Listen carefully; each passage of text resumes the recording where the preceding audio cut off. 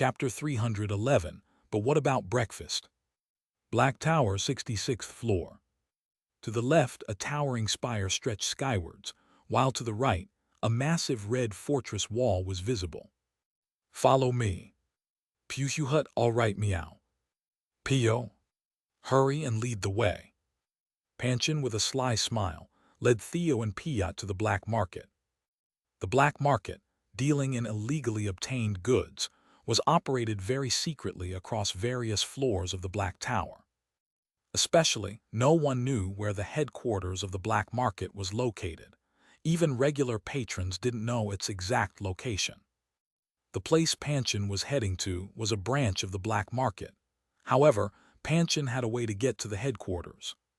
The destination was to the right, towards the Red Fortress walls, in the city inhabited by the Red Orcs called Red Fortress. Pass. As Panchin approached, the Red Orcs allowed Panchin, Theo, and Piat to pass without checking them. It was expected. The Red Orcs were Theo's slaves. They let him through upon recognizing him. However, when did Dad bribe the guards? Panchin thought it was due to the influence of the black market. Are we still far away, meow? We're almost there, just a little bit further. Panchin replied with a kind voice to Theo, who was getting annoyed. Your path to the afterlife is not far now. Thinking of dealing with Theo and Piat, Panchin entered a narrow alleyway. Here we are. Panchin took out a key from his possession. Click, and opened a door to an ordinary house, entering inside. A moment later, thud thud, armored Red Orc soldiers surrounded the house that Theo entered. And then, Giant Fang Nim were here. Theo Nim has entered this house. Understood, wait here until Theo Nim comes out. The ruler of the Red Orcs, Giant Fang, waited in front of the house for Theo to emerge. As Theo and Piat followed Panchin inside, a space filled with thousands of items was revealed. Meow, what is this, meow? From the outside, it looked like a small house, but inside, it was spacious enough to accommodate thousands of people. It was a place enhanced with space expansion magic, a method often used when creating branches of the black market. Welcome to the black market, please come in. 100 black market employees greeted them. Is there anything you wish for? One of the employees approached Theo and asked. I want the land deed for the 70th floor, meow.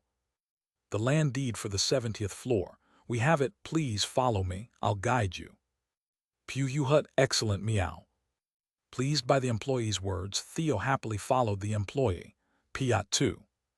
As they followed the employee deeper into the space. Swoosh. Cuck. So, you're the bold ones who dared to mess with young Master Panchin.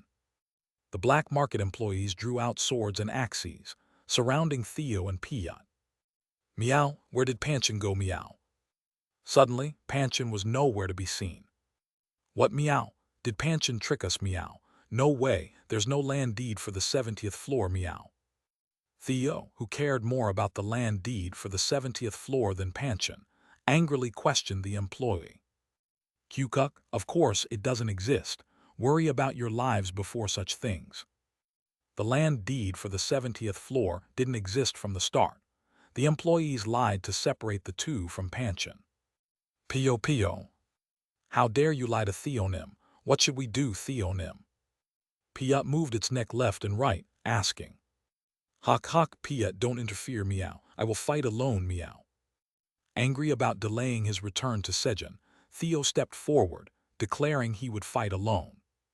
Since he was going to fight anyway, he planned to test the dragon skin he received from Kellyan. Shortly after, meow. Theo, with his bare body, blocked swords and axes, subduing the black market employees. As expected of dragon skin, it was tough and resilient. Click. Pio. You bad people, how dare you deceive Theo Nim? In the meantime, Piat collected the weapons and belongings of the unconscious employees and put them in Theo's bag. Press.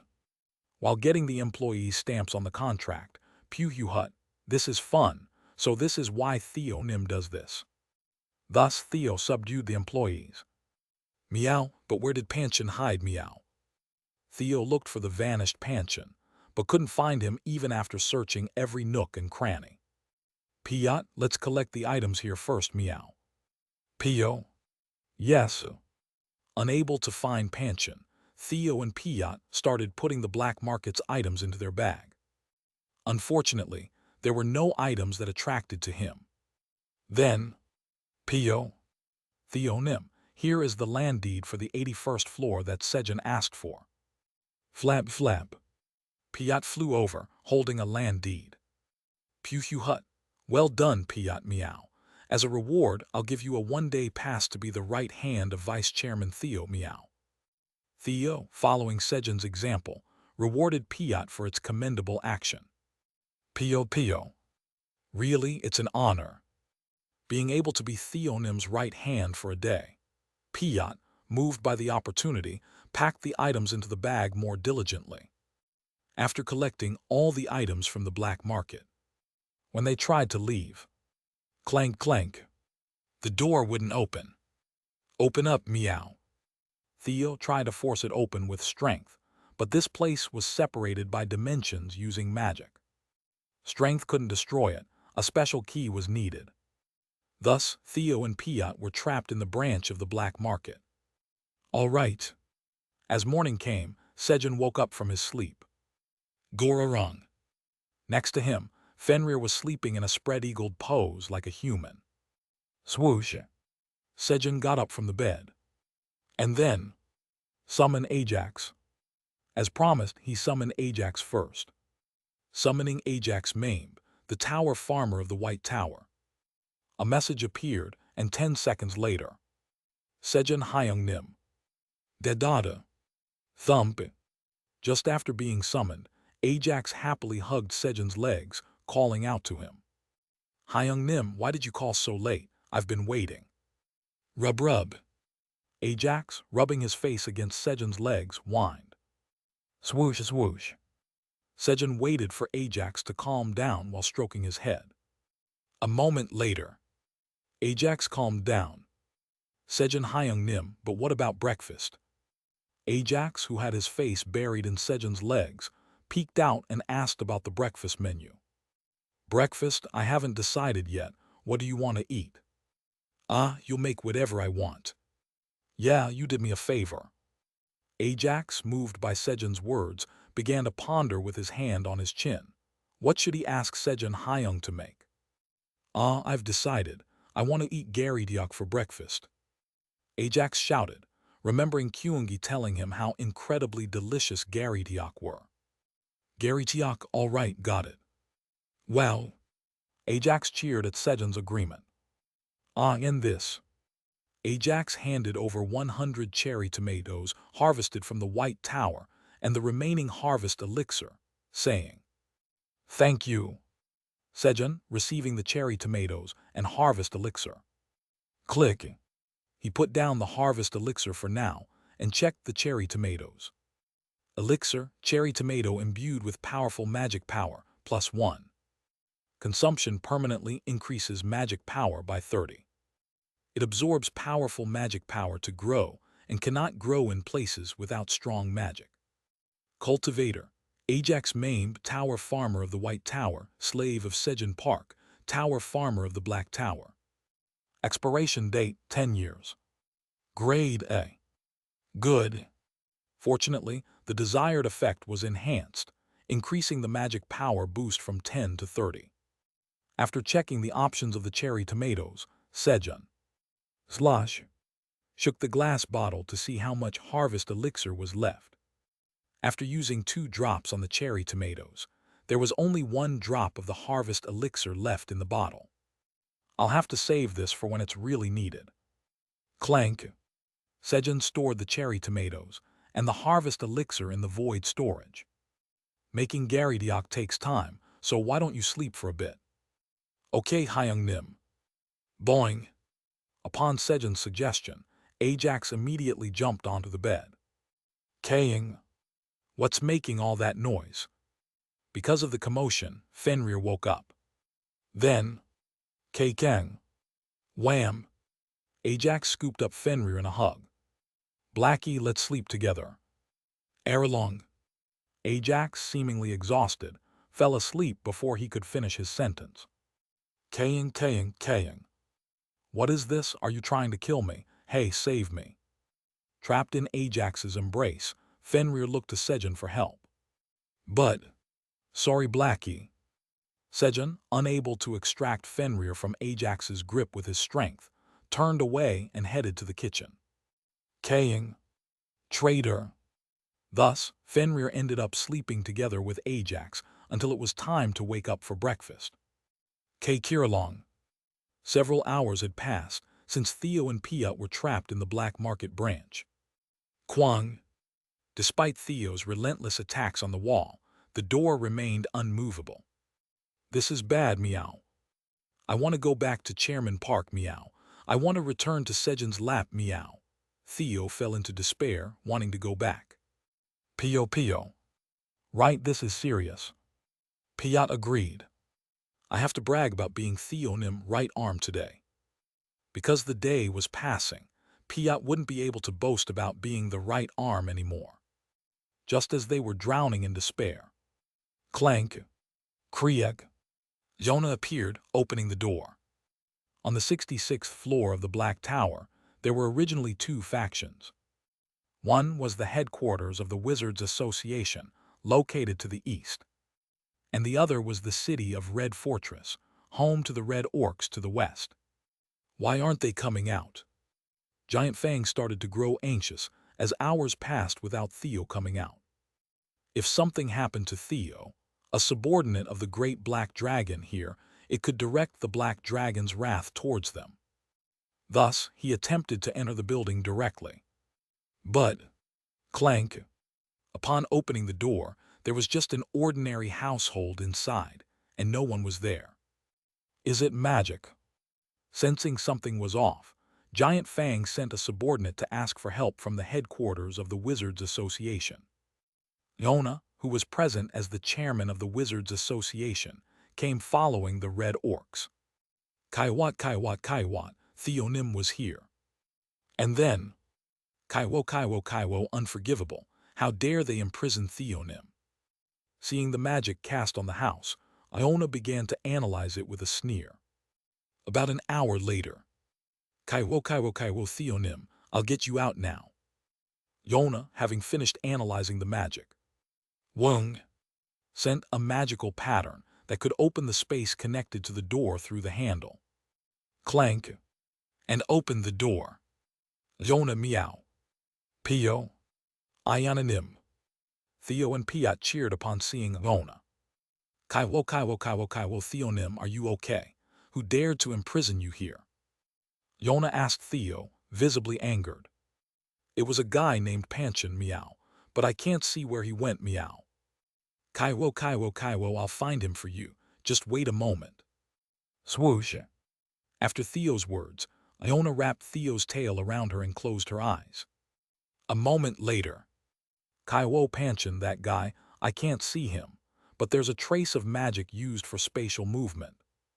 Yona, now calmer, opened her eyes and informed them. Did he escape, meow? Then we can't catch him, meow. Theo was disappointed by Iona's words.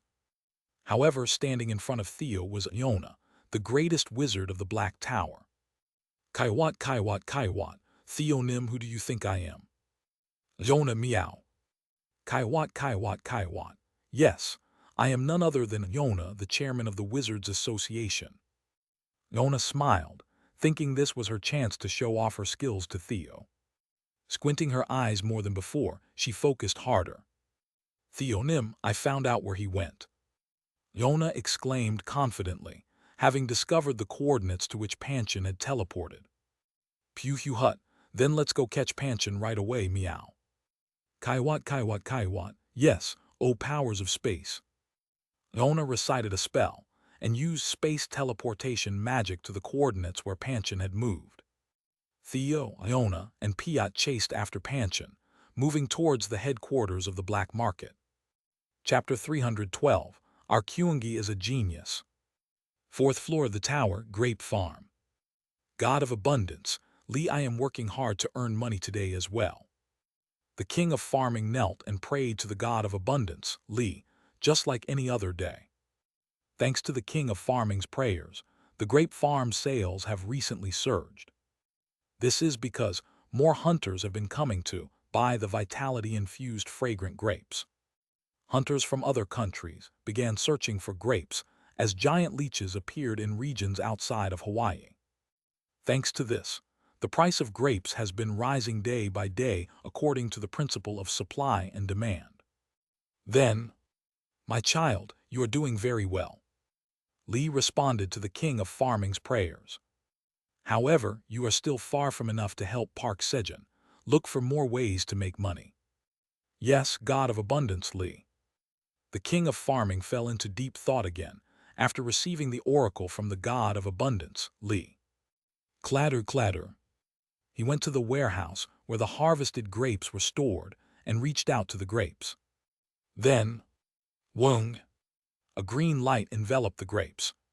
A moment later, as the light disappeared, hundreds of bottles filled with red liquid and one bottle filled with green liquid were created. It was the skill well known to any priest, holy water creation and holy oil creation. Thus, grape wine and grape seed oil created by the king of farming skills. When the king of farming started selling grape wine and grape seed oil along with grapes, hunters only bought the grape wine instead of grapes. It was natural, vitality-infused fragrant grape wine. This is grape wine made from the highest quality grapes by Tower farmer Park Sejun. The taste has deepened. The scent spreads twice as far as when it was just vitality-infused fragrant grapes. Monsters that like the smell of blood can't keep their senses in the presence of the fragrant grape wine scent. Manufacturer. Expiration date, 5 years. Grade A+. Since the bottled grape wine was easier to transport, and its effects were doubled compared to grapes. On the other hand, not a single bottle of grape seed oil was sold, and it started to accumulate in the warehouse. Thump thump. When Sejun was making rice cake dough. Kyueha kyung. Hehe, Daddy, are you making garitiok? Kyungi, who had just woken up, entered the kitchen looking for Sejun. Yes, Ajax wanted to eat it. Kyueha kyung. Hehe, Kyungi's excited. Kyungi thought about promoting honey potatoes to Ajax next time. Kyungi laughed and picked up the black noodle press hanging on the wall. It was for making garitiok once Sejun finished the dough. The size of the holes in the noodle press could be adjusted, making it possible to make garitiok. A moment later. Kyungi, let's make garitiok now. Kyung. Okay. Sejun put the finished dough into the noodle press. Kyung. Press. Kyungi applied force and made the garitiok. Thus, 5 lines of 10 m long garitiok were instantly made. Guys, let's eat. Sejun called out. Yes, Hyung Nim. Kurorong. Ajax flapped his wings, holding the still sleeping Fenrir in his arms, and escaped through the window. Master, let's go. Yes. Veronica, who had been receiving farming education from Flamey since dawn, ran from the field with Flamey on her shoulder. Thump. Once all the members gathered, Sejun had placed a giant plate filled with nicely cut garitiok in the center. Click, click. This is just honey and this is kudzu honey. Try both and dip your rice cake into the honey you like. Let's eat. Sejun placed 2 kinds of honey in front of everyone, one clear and the other slightly brown. Kyung. Kyungi will eat well. Hyung Nim, I'll eat well. I will eat well. With Sejun's words, Kyungi, Ajax, and Veronica lifted their rice cakes. And then, stare. Ajax and Veronica looked at Kyungi. They were curious about which honey Kyungi would choose. Then, plop. Kyungi dipped the rice cake into the kudzu honey. That's what you're supposed to eat. That's it. Plop plop. Following Kyungi, the 2 also dipped their rice cakes into the kudzu honey. Why are you even following that? Sejun smiled as he watched the 2. Grind, grind. He ground coffee beans while watching the three eat rice cakes, intending to enjoy them together with coffee.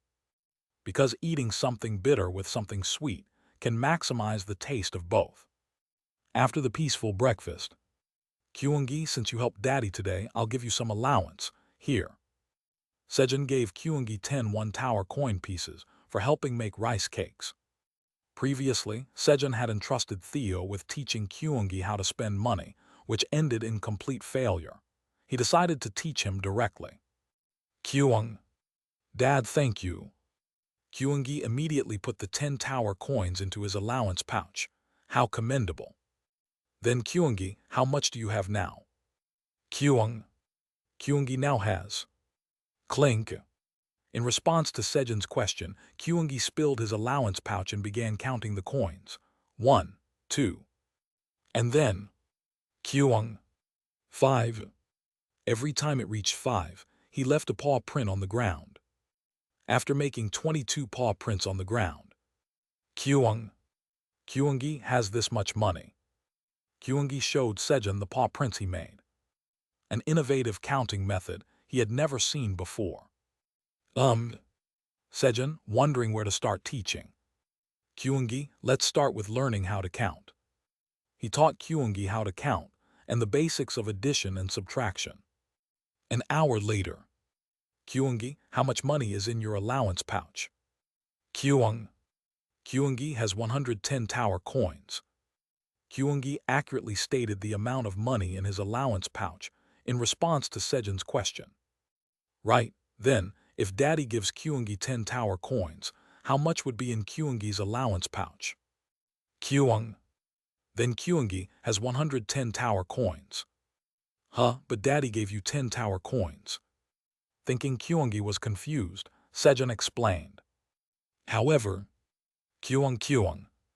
No, the money hasn't entered Kyungi's allowance pouch yet. Kyungi was making an accurate calculation. Sejun was speechless at Kyungi's response. Our Kyungi is a genius. Now how much is it? Sejun actually gave 10 tower coins and asked. Then Kyungi has 120 tower coins. Right, well done.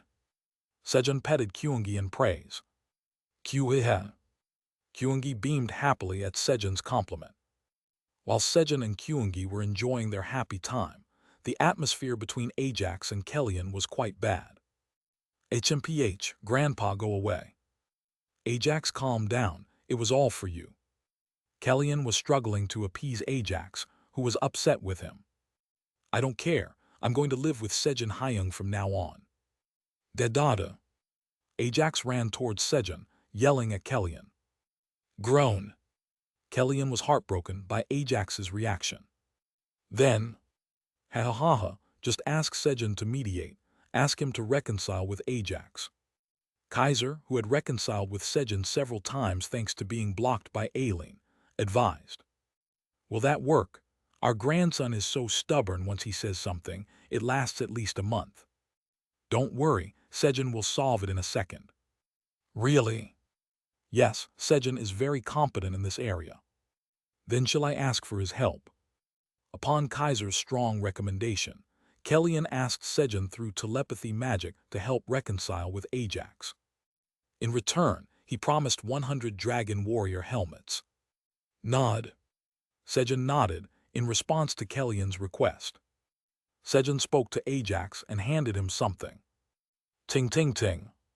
Holding a rice cake in each hand, Ajax approached Kellyan hesitantly.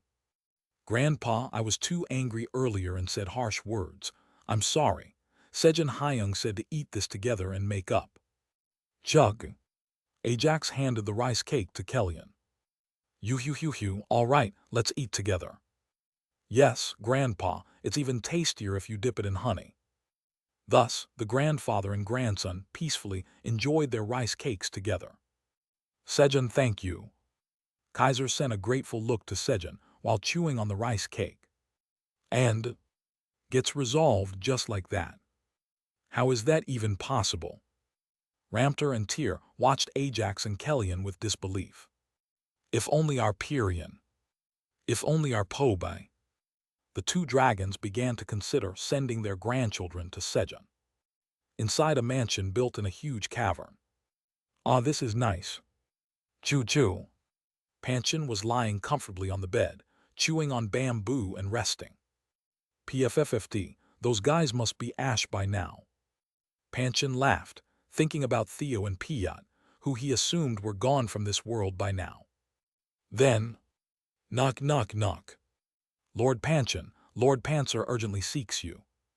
Panchen received a summons from Panzer. Father, did you call for me? Panchen went to see Panzer. You, what on earth have you been up to? Panzer yelled furiously upon seeing Panchen. Father, what's wrong? Panchen asked, gauging Panzer's mood. Why, because of you, one of our branches is now in ruins. How can you even ask why? What, they didn't die? Panchen asked with an innocent expression. What, those guys? Do you not even know who you brought to our branch? I'm not quite sure. Huh? Panzer sighed, looking at his son Panchen. Son, the person you brought to our branch is the great black dragon's subordinate, the golden cat Theo Park. What, a subordinate of the great black dragon?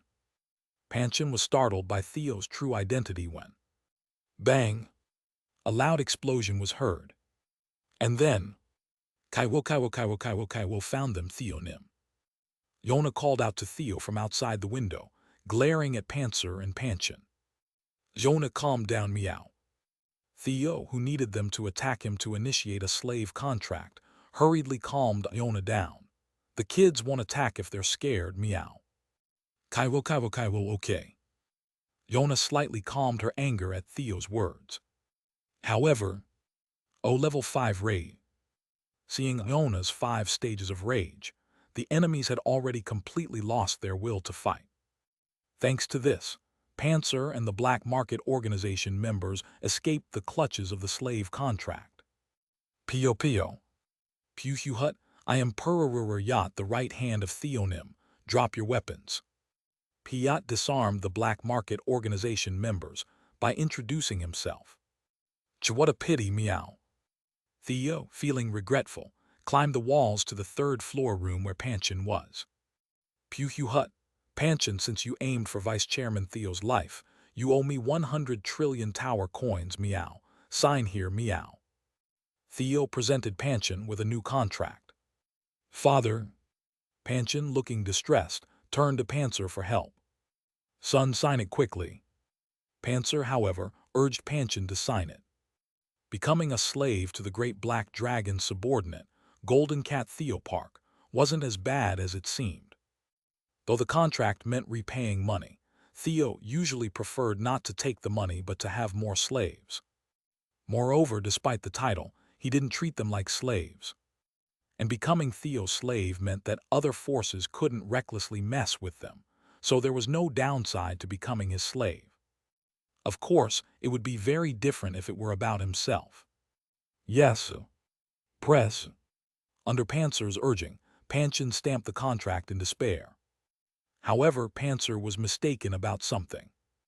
Up until now, Theo preferred not to take money and instead take slaves simply because he disliked traveling far. Puhut, Piat, collect everything, meow. Pio? Yes. There was no reason not to take the money when it was readily available. What? Panzer was flustered. But, Kaiwo, stay still. Yes. Panzer couldn't do anything under the watchful eye of Yona. Thus, without any interference, Theo began to loot the items from the black market headquarters. Puhut, there's so much attracting stuff, meow. Thinking of the praise he would receive from Sejun, Theo's steps were very light. Chapter 313, Chairman Pak Wet Go Mayao. Meow, meow, meow. Theo swayed his tail leisurely as he walked slowly through the black market headquarters, where goods were displayed. And then, Puhut, I'm drawn to this, meow. Chug. He picked up a glass bottle filled with a juice-like liquid. This should be given to Chairman Park as a nutritional supplement, meow. This one too, meow. Chug. This time he picked up 2 identical rings. Puhut. These are couple rings for Chairman Park and me, meow.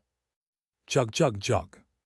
Theo grabbed everything that his front paws were even slightly drawn to. Having 100 trillion tower coins, he had no need to hesitate. As Theo passed by, only picking up items he was drawn to. Flab, flab. Pio. Puhoot. As Theonim's right-hand man, Pururur Yatra, will take care of picking everything up for you. Piat followed behind Theo, stuffing all the remaining items into the bag. Trusting Piat and focusing on his attractions, Theo entered a small room at the end of a huge room where items were displayed. But, meow, there's no way through, meow. He felt an attraction beyond the wall of the small room, but there was no way to get there.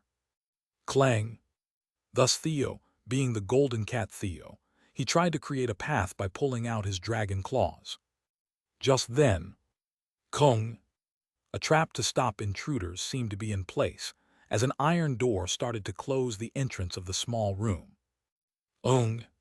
Meow. A magic circle engraved on the wall began to activate. And then, quagwagwang. A massive explosion occurred inside the room, aiming to annihilate its presence. Of course, Theo, with his talent, strong fur and dragon skin, was fine. His fur just became a bit curly. My fur got messy, meow. It feels unpleasant, meow. Lick, lick. While Theo grumbled and used his tongue's healing skill to groom his fur. Kong, kong. Pio. Theonim, are you all right? Piat, who heard the explosion from beyond the iron door, pecked at the door and shouted. Puhut, I'm fine, meow. Continue with what you were doing, Piat, meow. Theo reassured the worried Piat and bang! He broke down the wall he was originally trying to destroy. Beyond the wall, a new path appeared. Puhut, the attraction is getting stronger, meow. Following the attraction, Theo moved forward and found a small warehouse at the end of the path. And then, Puhut, Chairman Park would like this, meow. He discovered unexpected things in the warehouse. Things like flour and milk, which were not available in the Black Tower. Theo grinned broadly as he gathered items from the warehouse. Kung! A giant explosion vibrated the room where Panzer and Panshin were. Could it be, was the trap activated? Panzer's expression turned serious. Those items must not be discovered. Because those items were smuggled from another tower. Panzer, the owner of the black market, had another identity. That is, the king of smuggling. Using the land deed, Panzer traveled between towers, bringing items not available in the Black Tower and making a fortune. Therefore, it was imperative not to let the great black dragon subordinates discover the smuggled goods. Proud dragons hate the idea of items from other towers entering their own. If the great black dragon discovers the smuggling, I might be expelled from the Black Tower. A soul expelled from the tower has no world to return to and is absorbed by destruction, leading to annihilation. Shivering, as Panzer trembled with anxiety. Meow, meow, meow. Theo returned humming a tune. Now, Chairman Park's lap will always be mine, meow. Puhut, I've charged you a special high price, meow. Theo, in a benevolent tone, handed the bill to Panzer, who had helped him make a significant contribution. 10 trillion tower coins. Even if you combine all the items in the black market headquarters, it would barely amount to 1 trillion tower coins, so he was given a very good price. Still, that left a debt of 90 trillion tower coins, so it's the same as being a slave. Then I'll come again next time, so keep the warehouse stocked, meow. Yona Piat, let's go, meow. And so, Theo left the black market headquarters with Yona and Piat. A short while later. Why did he just leave? Panzer fell into doubt as he looked at the cleanly cleared-out smuggled goods warehouse. Inside the kitchen. SSVZT. Sejun crushed the white cherry tomatoes, collecting the juice in a bowl. And as he picked out the seeds from the juice, you have obtained a seed of the elixir, cherry tomato +1, imbued with powerful magic power. Your job experience points increase slightly. Your proficiency of seed harvesting LV8 has slightly increased. You need to use the seed harvesting skill 72,083 more times to complete the job quest. Messages appeared. Sejun was extracting seeds from the 100 elixir-grade cherry tomatoes harvested by Ajax. Done. After obtaining 3,500 seeds, Sejun called out. Ajax. He called to Ajax, who was busily pulling out detoxifying green onions with Veronica in the green onion field. Did you call me, Sejun Hyung-nim? Ajax, wagging his tail excitedly, flew quickly in response to Sejun's call. But, yep, plant these in the White Tower. Sejun handed the seeds he had just harvested to Ajax. Ewing, I came in the morning and now I have to go again. Ajax immediately drooped his tail and looked gloomy. He didn't want to be away from his Hyung. If you plant all the seeds, I'll summon you right away. Really? Of course, don't you trust me? No, I do. I might not trust Grandpa, but I trust Sejun Hyung.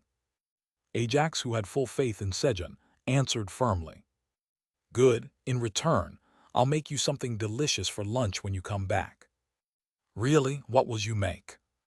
Soy sauce tteokbokki. Even Kyungi hasn't tried this before. Really? Then send me quickly, so I can finish before lunch. Ajax's heart raced at the mention of food. Even Kyungi hadn't tasted. All right, Ajax, return. Hyung-nim, I'll be back. Sending back Ajax Mamaber, the tower farmer of the White Tower. Ajax waved his hand vigorously and disappeared. And then, Esug. Instead of Ajax, who had left for the White Tower, he harvested the detoxifying green onions. While harvesting the detoxifying green onions like that, you have harvested detoxifying green onions. Due to the effects of harvesting LV8, a crop of 1 grade higher has been harvested. Your job experience points increase slightly. Your proficiency of harvesting LV8 has slightly increased. You have gained 200 experience points. Experience points do not accumulate as the job quest has not been completed. A message appeared that a crop of 1 grade higher had been harvested. If the grade increases by 1 step from S grade. SS grade. Sejun hurriedly checked the detoxifying green onions. Detoxifying green onions. Green onions grown inside the tower that have absorbed sufficient nutrients and are delicious. When consumed, it detoxifies poisons of SS grade or lower until its detoxification ability is exhausted. When consumed by a non-awakener, it grants a healthy liver until they die. Cultivator, Tower Farmer Park Sejun. Expiration date, 210 days. Grade SS. Well, this was the best item for drinkers, or maybe the worst since they'll never get drunk. This is too precious to eat. Sejun pondered for a moment and then stored them in the void storage, thinking there might come a time when they are needed. Esug. After placing the SS grade detoxifying green onions into the void storage, Sejun started pulling out the green onions again. While Sejun was pulling out the green onions like that, what have you been up to lately? I haven't paid attention to you for a few days, and the nutritional state of your roots is so poor. Flamey was scolding Pottery, examining its roots. What? I've been consistently eating the nutrients given by Flamey-nim. Pottery was startled by Flamey's words. How did she know? I only released a little. This won't do. Eat 5 nutrient supplements from today. What? Even 3 nutrient supplements were already too much, but 5. Why, you don't want to? Fleur? Flamey asked in a chilling voice, creating fire around the roots. And no, I'd love to. Terrified, Pottery hurriedly answered to survive. And then, but if I eat a lot, won't there be a shortage of nutrients for little Flamey? Pottery awkwardly pretended to be concerned about little Flamey. Hoo-hoo-hoo, are you worried there might not be enough nutrients? Flamey started pulling out nutrients, laughing at Pottery's words. There are so many. Yes, so don't worry about the nutrients. Flamey kept pulling out endless supplies of nutrients. 99th floor of the White Tower. Let's finish quickly. Ajax, needing to finish before lunch, was earnestly planting the seeds. Pug. He made a hole for the seed with his hand. Swoosh. Placed the seed in the ground. Thump thump. And covered it with soil. 3 hours later. Done. Ajax had planted all 3,500 seeds. I wonder when Sejun Hyung Nim will call me. Ajax crouched down and waited for Sejun's summon. Veronica, please take the green onions to Tier Nim. Yes. After harvesting the green onions, Sejun sent Veronica to Tier. Guys. He went to the cornfield where the mushroom ants were working, thinking of harvesting mushrooms for the soy sauce tteokbokki. Queg queg. At Sejun's call, the mushroom ants ran over. Rub rub. And affectionately rubbed their bodies against Sejun's legs. Tug tug. Sejun harvested the necessary mushroom from the backs of the mushroom ants. Then, Kyung. Daddy Kyungi is back. Kyungi returned from the herb field. Kyueha Kyung. Haha, is there anything Kyungi can help with? Kyungi asked Sejun, hopping to earn some pocket money. Then do you want to help Dad make lunch? Kyung. Okay. Kyungi happily agreed to Sejun's request. With Kyungi's assistance, Sejun began cooking. Kyungi, please cut the rice cakes into bite-sized pieces. Kyung. Got it. Sejun took out uncut rice cakes from the void storage and handed them to Kyungi. Esak esak esak. And started chopping carrots, onions, and mushrooms, adding them to the pot to stir-fry. Once the vegetables were cooked, Kyungi, the rice cakes are. Sejun turned towards Kyungi to add the rice cakes. He saw 15 cm-sized rice cakes neatly stacked. 15 cm is a nice size for Kyungi to eat. Sejun blamed himself for not explaining properly. Did Kyungi do well? Kyungi looked proudly facing Sejun. Chug. Of course you did well. Sejun gave Kyungi a thumbs up, thinking he'll have cut them secretly later. Waravira. Sejun poured the 15 cm-sized rice cakes into the pot. And then, as easy tea, added 2 cups of water, soy sauce, salt, honey.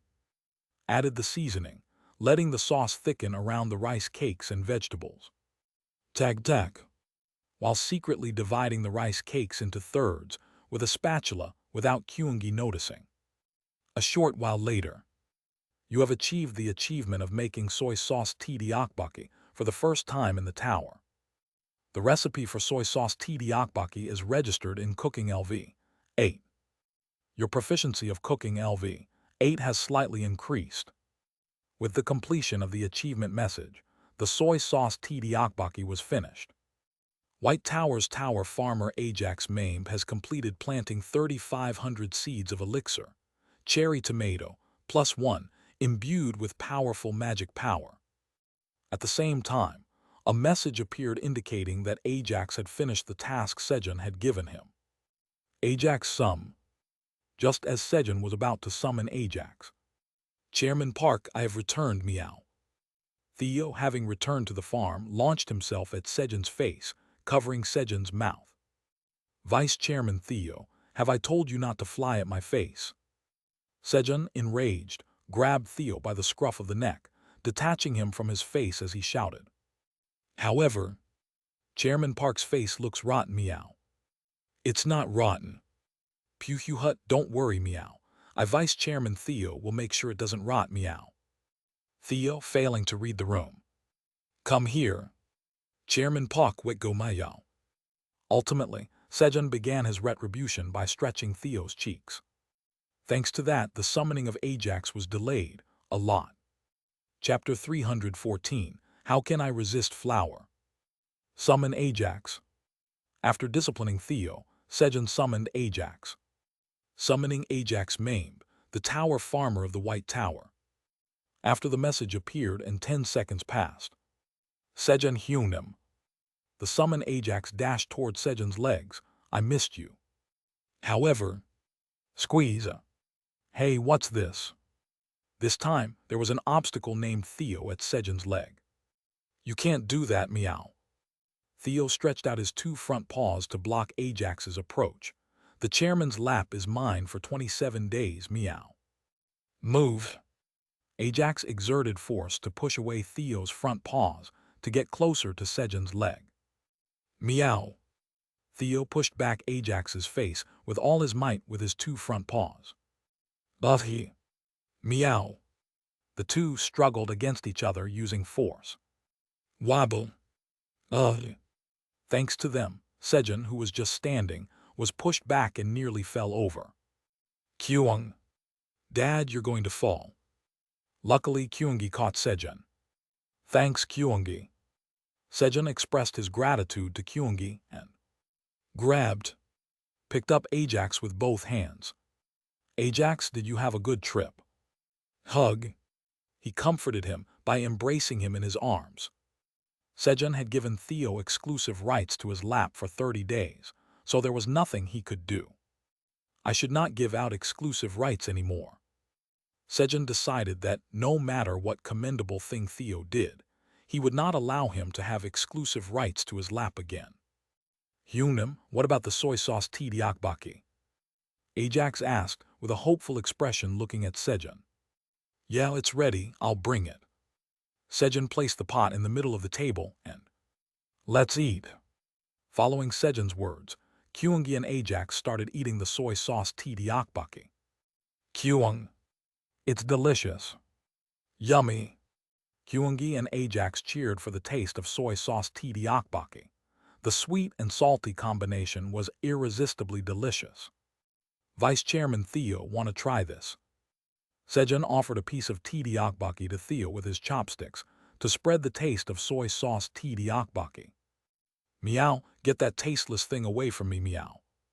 Theo turned his head sharply. As expected, Theo, with his firm taste preferences, did not eat it. Okay, let's eat churu. Hut sounds good, meow. Slurp, slurp, slurp. Sejun fed Theo churu and started eating the soy sauce tteokbokki. While they were all having lunch. Kaying. Are you guys eating without me? Kincha. Fenrir, who had been forgotten in bed, crossed the threshold of the kitchen. And, thump thump, click, walked diligently and sat in front of Sejun. Bam! Sejun looked at the soy sauce tteokbokki he was eating. Give me some of that. I forgot about Blackie, sorry Blackie. Sejun apologized to Blackie and picked up a piece of tteok, cutting it into small pieces, so that Blackie wouldn't choke on it. Here, Blackie, let's eat. Sejun gave the small pieces of tteok to Blackie one by one. Nibble, nibble, nibble. Fenrir, being hungry, devoured the tteok hastily. Blackie, eat slowly. Sejun told Fenrir while giving him the tteok. However, nibble, nibble, nibble. Kaying. What is this? Is it magic? For the first time, Fenrir experienced the sweet and salty combination and couldn't stop eating. Thanks to that, Fenrir ate a lot of tteok and Kaying. I feel energized. Grew by 5 cm around his belly. Kaying. I can't move. As a result, Fenrir's belly became so bloated that he couldn't move. He had eaten 2 5 cm long rice cakes, so it was natural for his stomach to hurt. Did I give too much? Of course, it was also Sejun's fault for continuously giving him food. Then, don't worry, Chairman Park, meow. Theo said, getting down from Sejun's lap. Hut, is it my turn to step in? However, Vice Chairman Theo, no, stay still. Click. Sejun grabbed Theo, who was about to massage the overeaten Fenrir's belly, and lifted him back onto his lap.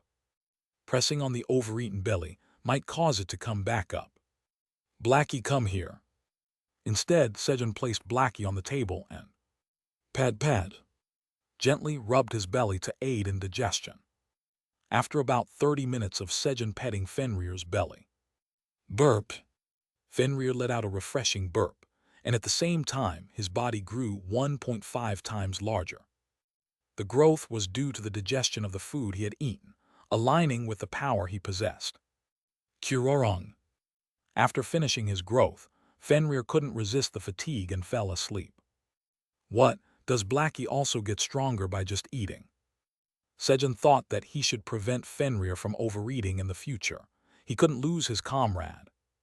While Sejun was thinking this, Gororong, Kurorong, Erorong, Pirorong. Theo was on Sejun's lap, Kyungi and Ajax were on either side of Sejun's waist, and Piat on Sejun's crowded hat, all taking a nap.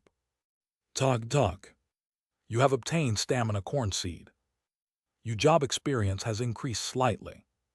Your proficiency of seed harvesting LV8 has slightly increased.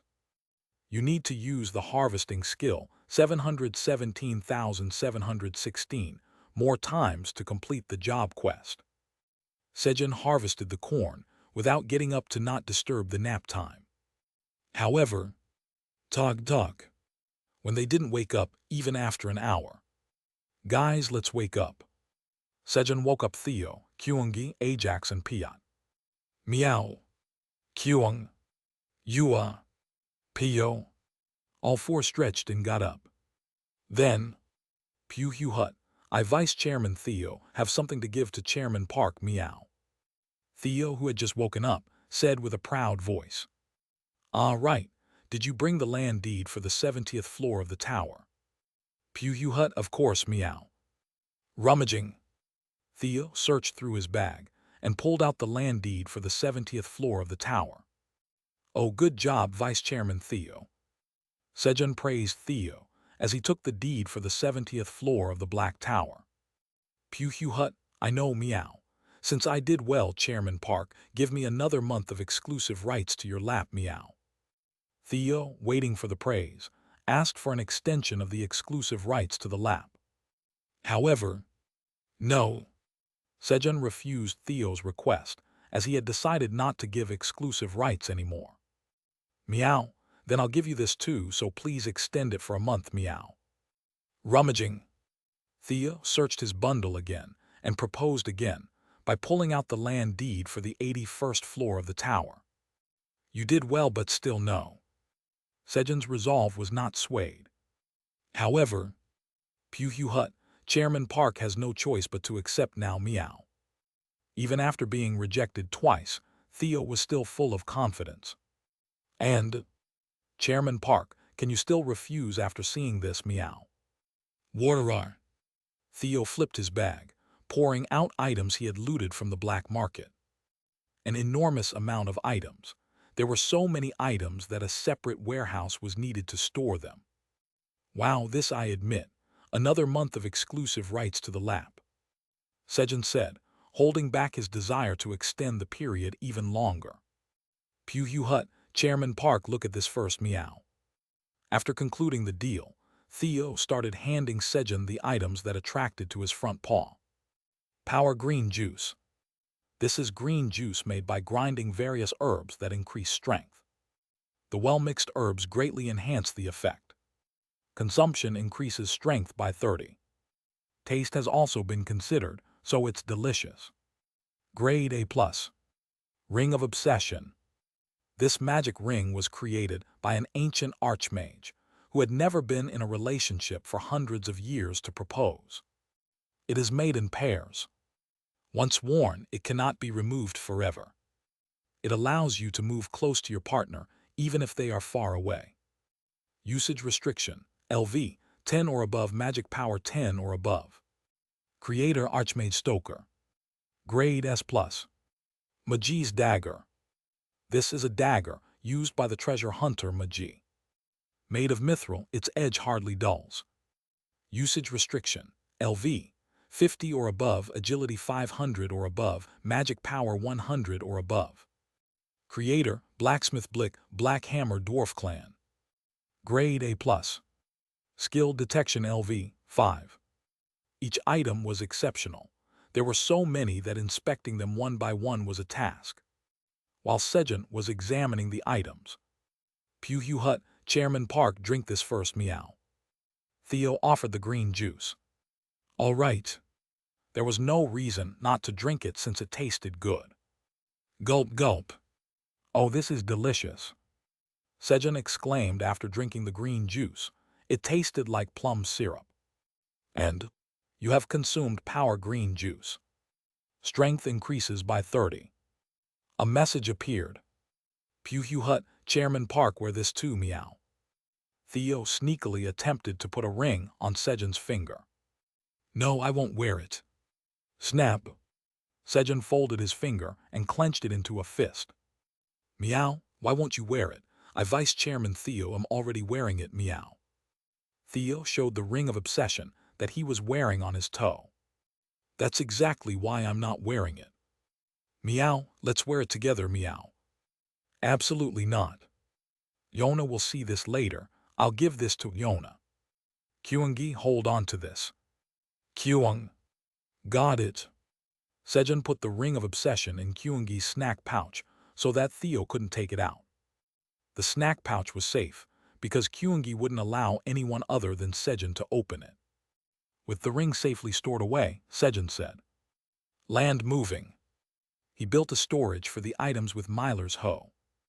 Guys, move these items into there. They all moved the items Theo had spilled into the warehouse. He decided to check the remaining items later. Kyung. Float. Levitation. Thanks to Kyungi's telekinesis and Ajax's magic, moving the items was completed in a few trips. Then, Warderar. Puhu Hut, Chairman Park, I have more to give, meow. So give me 5 more months of your lap, meow. Theo spilled Panzer's smuggled goods while shouting, Chairman Park has no choice but to accept my offer now, meow. And a deal. As Theo was confident, Sejun had no choice but to accept Theo's proposal. How can I resist flour? Moreover, dairy products like milk, cheese, and butter. It was an offer Sejun couldn't possibly refuse. Thus, a satisfactory trade was made. Sejun got the flour and Theo got Sejun's lap. What should I make first? Thanks to that, Sejun was pondering over which dish to make first with the flour. There were too many dishes he wanted to eat, making it hard to decide. While Sejun was lost in thought. See, Sejun Nim, is there any food left? Veronica entered the kitchen with a weary voice. Because she hadn't eaten anything after going to Tyr, following Flamey's orders to take care of the Ents. Ah, there's nothing left, but wait a moment. Hearing Veronica's words, Sejun decided on the dish to make with the flour. Pancakes it is. Sejun mixed flour with milk, honey, a pinch of salt, and a chunk of melted butter to make a thick pancake batter, and sizzle. He poured the batter into a heated frying pan to start cooking the pancakes. And Kyung. Float. Levitation. Meanwhile, Kyungi and Ajax stored the flour and other ingredients in the void storage. Then, Audiobook. Ajax found a book placed in the void storage. This doesn't seem like it belongs to Sejun Hyung. Ajax, who had observed Sejun, knew that the book didn't quite match him. Snap. Whose book is this? Curious about the contents, Ajax picked up the book when whoosh. The book emitted a white light and swish. Experienced Farmer's Plant Encyclopedia has made contact with the Tower Farmer of the White Tower. The crops of the White Tower will be added to the Experienced Farmer's Plant Encyclopedia. 50 pages will be added for use. The content of some pages will be modified. The book rapidly flipped through its pages as messages appeared. Huh? What is this? Ajax was puzzled by the unexpected situation when Kyung. That's Dad's book. Kyungi suspiciously looked at Ajax holding the plant encyclopedia. Are you stealing Dad's book? No, Kyungi. Ajax explained the situation to Kyungi. Then did I make Sejun Hyung's book better? He simultaneously realized that he had done something helpful for Sejun. Sejun Hyung. Ajax flew to Sejun with a big smile, holding the plant encyclopedia. Chapter 315. Indeed, Sejun Hyung and I get along well. Done, eat up, Veronica. Sejun placed the first finished pancake in front of Veronica. Thank you. Veronica eagerly began to eat the pancake. Then, Sejun Hyung. Ajax flew in quickly. And, Hyung, I upgraded this book. Ajax boasted, showing Sejun the plant encyclopedia. Upgrade. Yeah, it worked when I touched it. Click. Sejun, not understanding what Ajax was talking about, took the book to examine it. Experienced Farmer's Plant Encyclopedia. An encyclopedia where an experienced farmer has recorded his knowledge. Information from the White Tower has been added. If you write the name of a crop on an empty page, and if that crop exists within the Black Tower or White Tower, it will tell you its location. A page cannot be reused once written on. Pages available, 51-250. Usage restriction. Magic power above 500 must have a farming-related job. Creator, experienced farmer Figaro. Grade S+. It really is. As Ajax said, the plant encyclopedia had been upgraded. In addition to the Black Tower, information about the White Tower had been added, and the number of usable pages had increased by 50. Hyung, the content of the pages has changed too. Ajax explained further as Sejun examined the plant encyclopedia. Really? Swoosh. As Sejun listened to Ajax and flipped through the pages of the plant encyclopedia. Locations where lettuce grows. Drowsy lettuce, White Tower 71st floor. Locations where cabbage grows. Power cabbage, White Tower 23rd floor. Locations where cherries grow. Deep darkness cherry, White Tower 83rd floor. As Ajax said, information about the White Tower had been added, and some page contents had changed. Then, Sejun paused upon seeing one of the crops. Deep darkness cherry. A name that seemed much more related to the power of darkness than the night sweet potato. He immediately felt, this is it, much stronger than he had with the night sweet potato.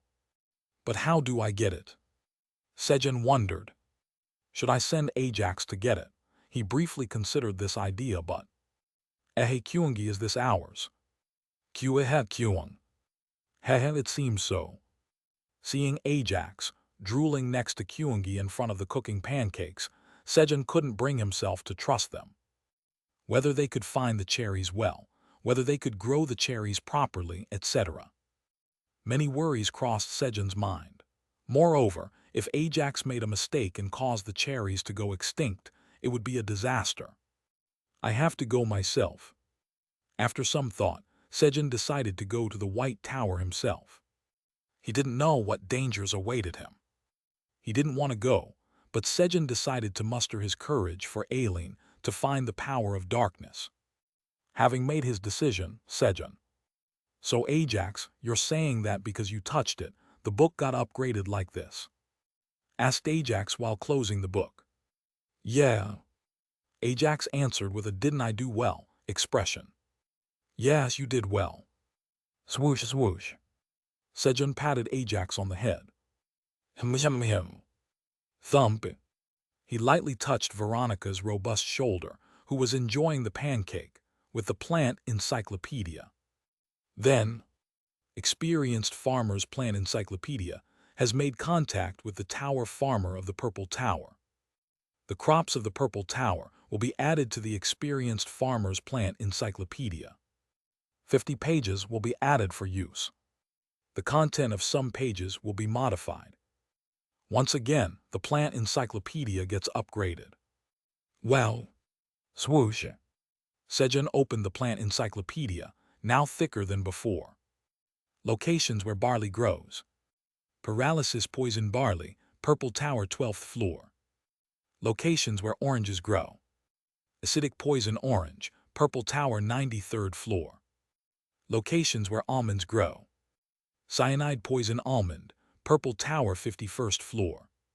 Information about the Purple Tower was added, showing the locations of several crops. As Sejun was checking the content of the plant encyclopedia. Kyung. Dad, the pancakes are burning. Hyung, it's burning. Kyungi and Ajax called out to Sejun in a panic. To them, there was nothing more serious than this. "Ah, got it." Sejun hurriedly grabbed the frying pan and flipped the pancakes with a wrist flick.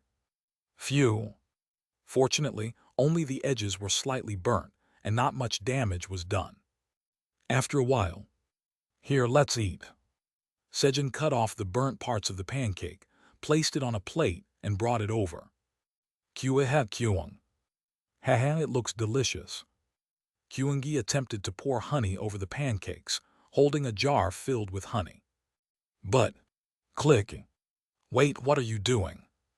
Ajax grabbed Kyungi's front paw to stop him from pouring the honey.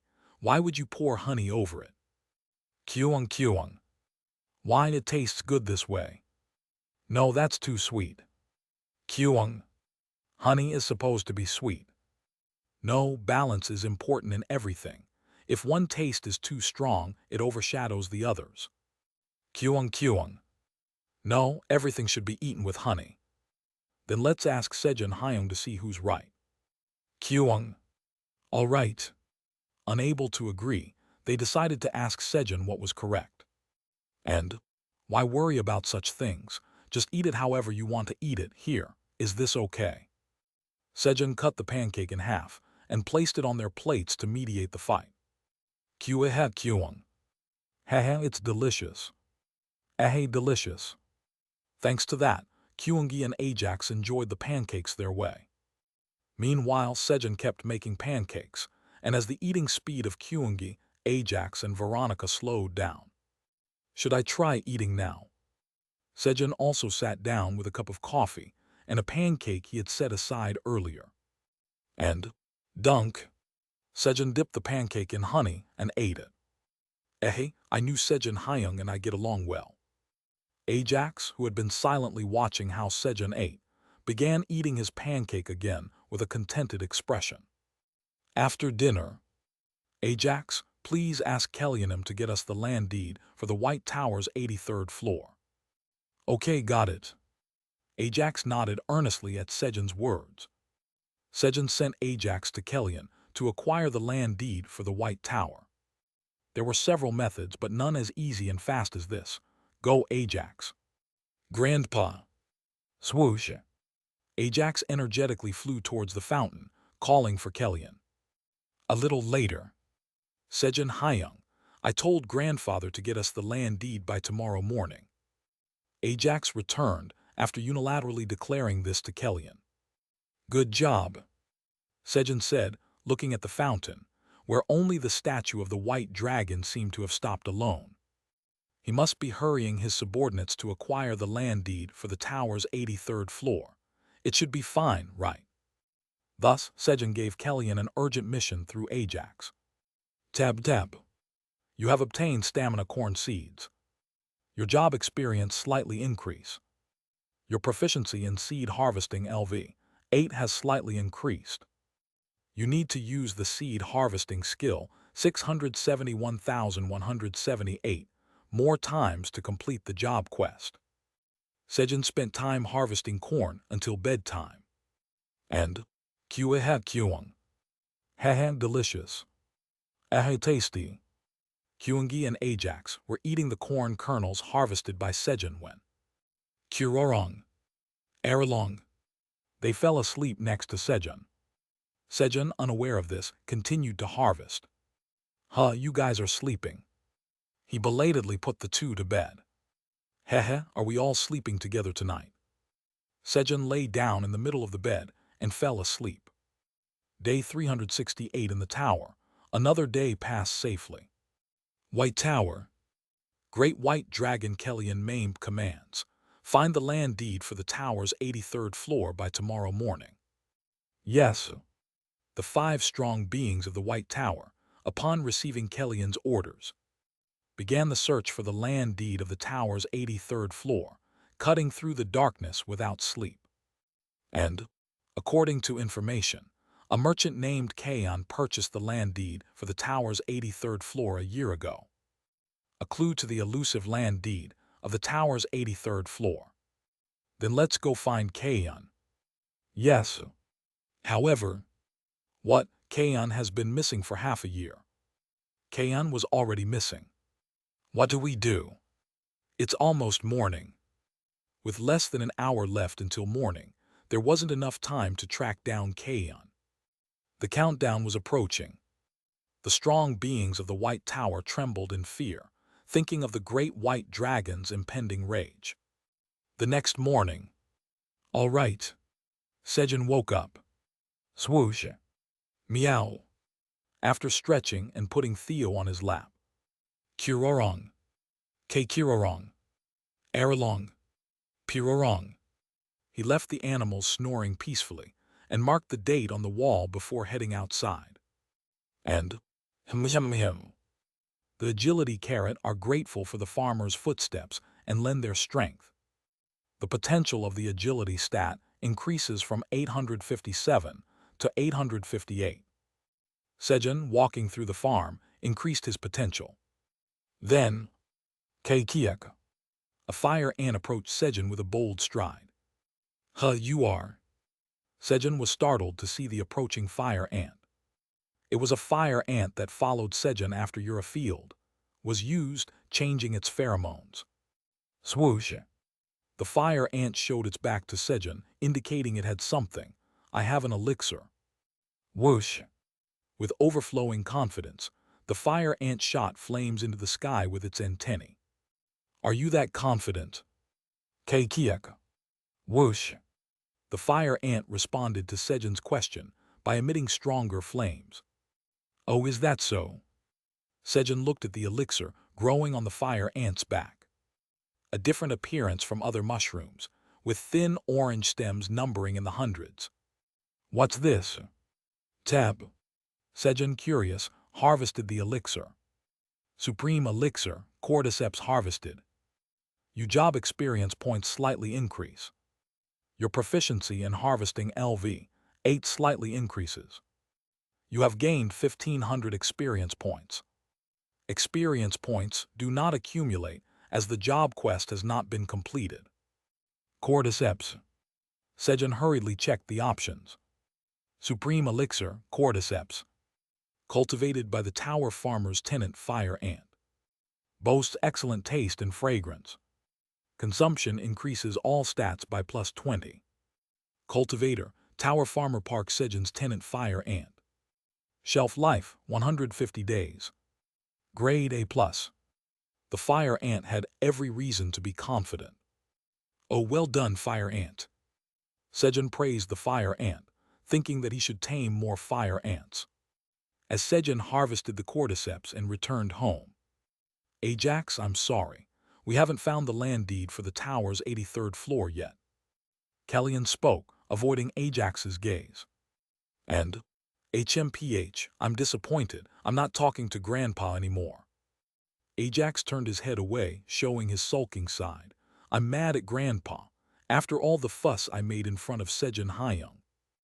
Thus, the grandchild-grandparent relationship became strained again. These children. Just as Kellyan was about to take his anger out on the 5 who disobeyed his command. Ajax, you shouldn't behave like that with Grandpa. Apologize to him right now. Sejun scolded Ajax in a stern voice. This was a situation caused by himself. It was right for him to step in and mend their relationship.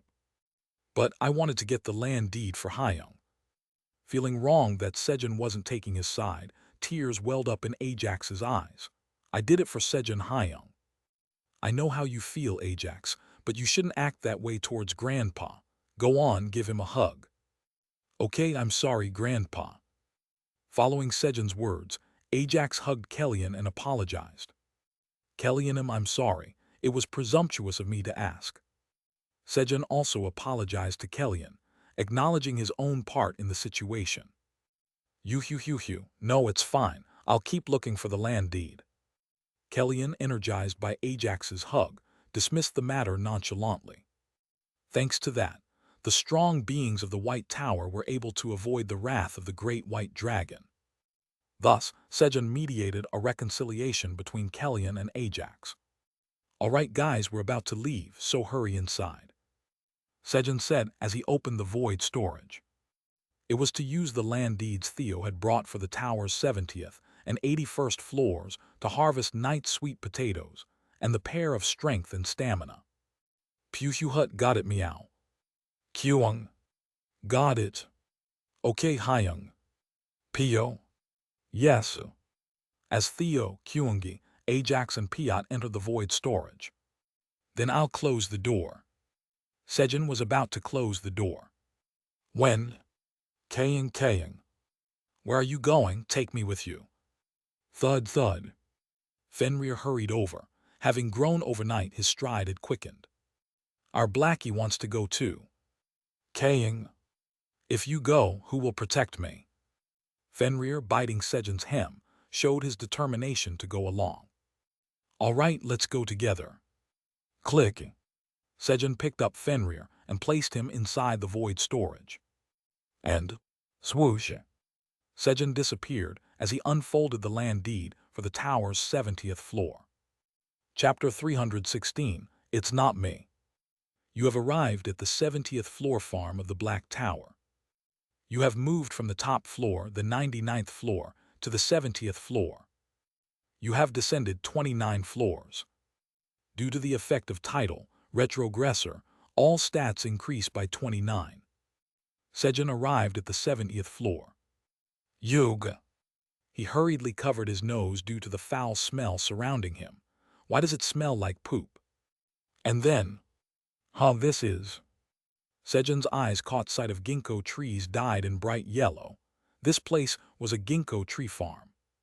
So this smell is. When Sejun looked at the ground, he saw countless ginkgo fruits fallen. Haha, this is going to be delicious. Peeling the skin and roasting the seeds inside is another delicacy. I need to call the kids quickly. As Sejun hurried to open the void storage. A quest has occurred. Quest, the farm management is too poor, and there is a severe stench. Collect all the fallen ginkgo fruits to remove the smell. Reward, recognized as the rightful owner of the Black Tower's 70th floor farm. Perfect. Sejun smiled upon seeing the quest. He was going to collect them anyway. And then, clank. Guys, come out. Sejun opened the void storage to call his companions. However, thud. The door slammed shut again. What? Clank. When Sejun opened the void storage door again. Use this to cover your nose, meow. It smells like Chairman Park has pooped, meow. Kyung. The poop smell coming from Dad is too terrible. No matter how much I like Sejun Hyung, I think we should stay away for a while. Pio. Theanim, please give me one too. Kaying. What did you eat? The companions were seen hastily covering their noses with green onions given by Theo. These little rascals. It's not me. Sejun was indignant towards his companions misunderstanding him. It's coming from here. Pook. Because ginkgo fruit flesh should not be touched with bare hands, Sejun used Maji's dagger that Theo had brought to stab a ginkgo fruit and showed it. Thanks to showing the real culprit, the ginkgo fruit emitting a foul smell, Sejun was cleared of the misunderstanding that he had pooped.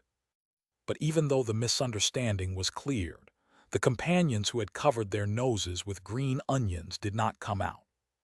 They didn't want to step on the smelly ginkgo fruits. Moreover, there was another reason they didn't want to go out. Kyung. Haha, it's delicious. Tasty. Kaying. There's a lot to eat, we're not going out from here. Sitting on the ground, Kyungi, Ajax, and Blackie were eagerly eating the roasted dried sweet potato made by Sejun. Kyungi, Ajax, put the ginkgo fruits in here. Sejun said, opening the mouth of a leather pouch to the two. Sejun also didn't want to touch the ginkgo fruits. Thus, he asked Kyungi and Ajax, who could use telekinesis and magic, for help. Kyung. Understood, float. Yes, levitation. At Sejun's request, Kyungi and Ajax, while chewing on the sweet potato jerky, levitated the ginkgo fruits into the leather pouch. Despite the enormous quantity, the leather pouch seemed to have no end, endlessly accepting more fruits. It was a leather pouch that dragons used to give money to Sejun, enchanted with spatial expansion and weight reduction magic, and Sejun was using it to store crops. 1 hour later, you have cleanly collected 102,231 ginkgo fruits that had fallen in the ginkgo tree farm. You have completed the quest. You are recognized as the rightful owner of the land deed for the 70th floor ginkgo tree farm. Land deed skill, farm information LV, max is activated. With all the fallen ginkgo fruits packed into the leather pouch, the quest was completed. As the land deed quest concluded, now let's go find the night sweet potatoes. Sejun decided to search for the night sweet potatoes, his original goal. First, you guys look around to see what's nearby. Sejun asked Kyungi, Ajax, and Piot, who could fly, to scout the area. While the three were scouting around, thud, Sejun took out a pair of brown gloves and the leather pouch with ginkgo fruits from the void storage. Poison-resistant gloves. Gloves made of specially treated leather for handling poison. You will not be poisoned by touching poisons of grade B or lower. Usage restriction, LV, 30 and above, magic power 100 and above. Creator, leather artisan Wilson. Grade B+. The gloves were one of the items looted from the black market brought by Theo. Click, click. Sejun wore the poison-resistant gloves and began to remove the seeds from the ginkgo fruits. Haha, they're going to be delicious when roasted. As Sejun extracted seeds from the ginkgo fruits, you have obtained ginkgo seeds. Your job experience has slightly increased. Your proficiency of seed harvesting LV 8 has slightly increased. You need to use the seed harvesting skill 633,716 more times to complete the job quest. Messages appeared. This counts as seed harvesting too. He had completely forgotten about it, focused only on the thought of roasting and eating the ginkgo. It's killing two birds with one stone, haha. Thanks to that, Sejun hummed a little tune while eagerly cracking open the ginkgo. Then, a golden bat, which had been holding its breath for over an hour to avoid the smell of ginkgo, appeared, gasping for air. It was because it ran out of breath that its invisibility was undone. Golden bat, were you there? Sejun was surprised to discover the golden bat suddenly appearing at his side. He had thought it was hiding somewhere, but didn't realize it was right by his side. Huff huff, yes. Pew hew hut, golden bat, quickly put this on, meow. Thea handed a green onion nose plug to the golden bat. Pip pip, thank you. The golden bat covered its nose with the green onion nose plug made by Theo. After a little while, swoosh, the golden bat naturally went back into stealth. Being invisible was more comfortable for the golden bat. However, since the green onion wasn't part of the golden bat's body, it remained visible. It's on the leg. Now it's on Theo's back. Sejun could tell where the golden bat was hiding. As Sejun was finding the golden bat's hiding spots while cracking open the ginkgo fruits. Kyung. Dad, there's a forest and a waypoint over there.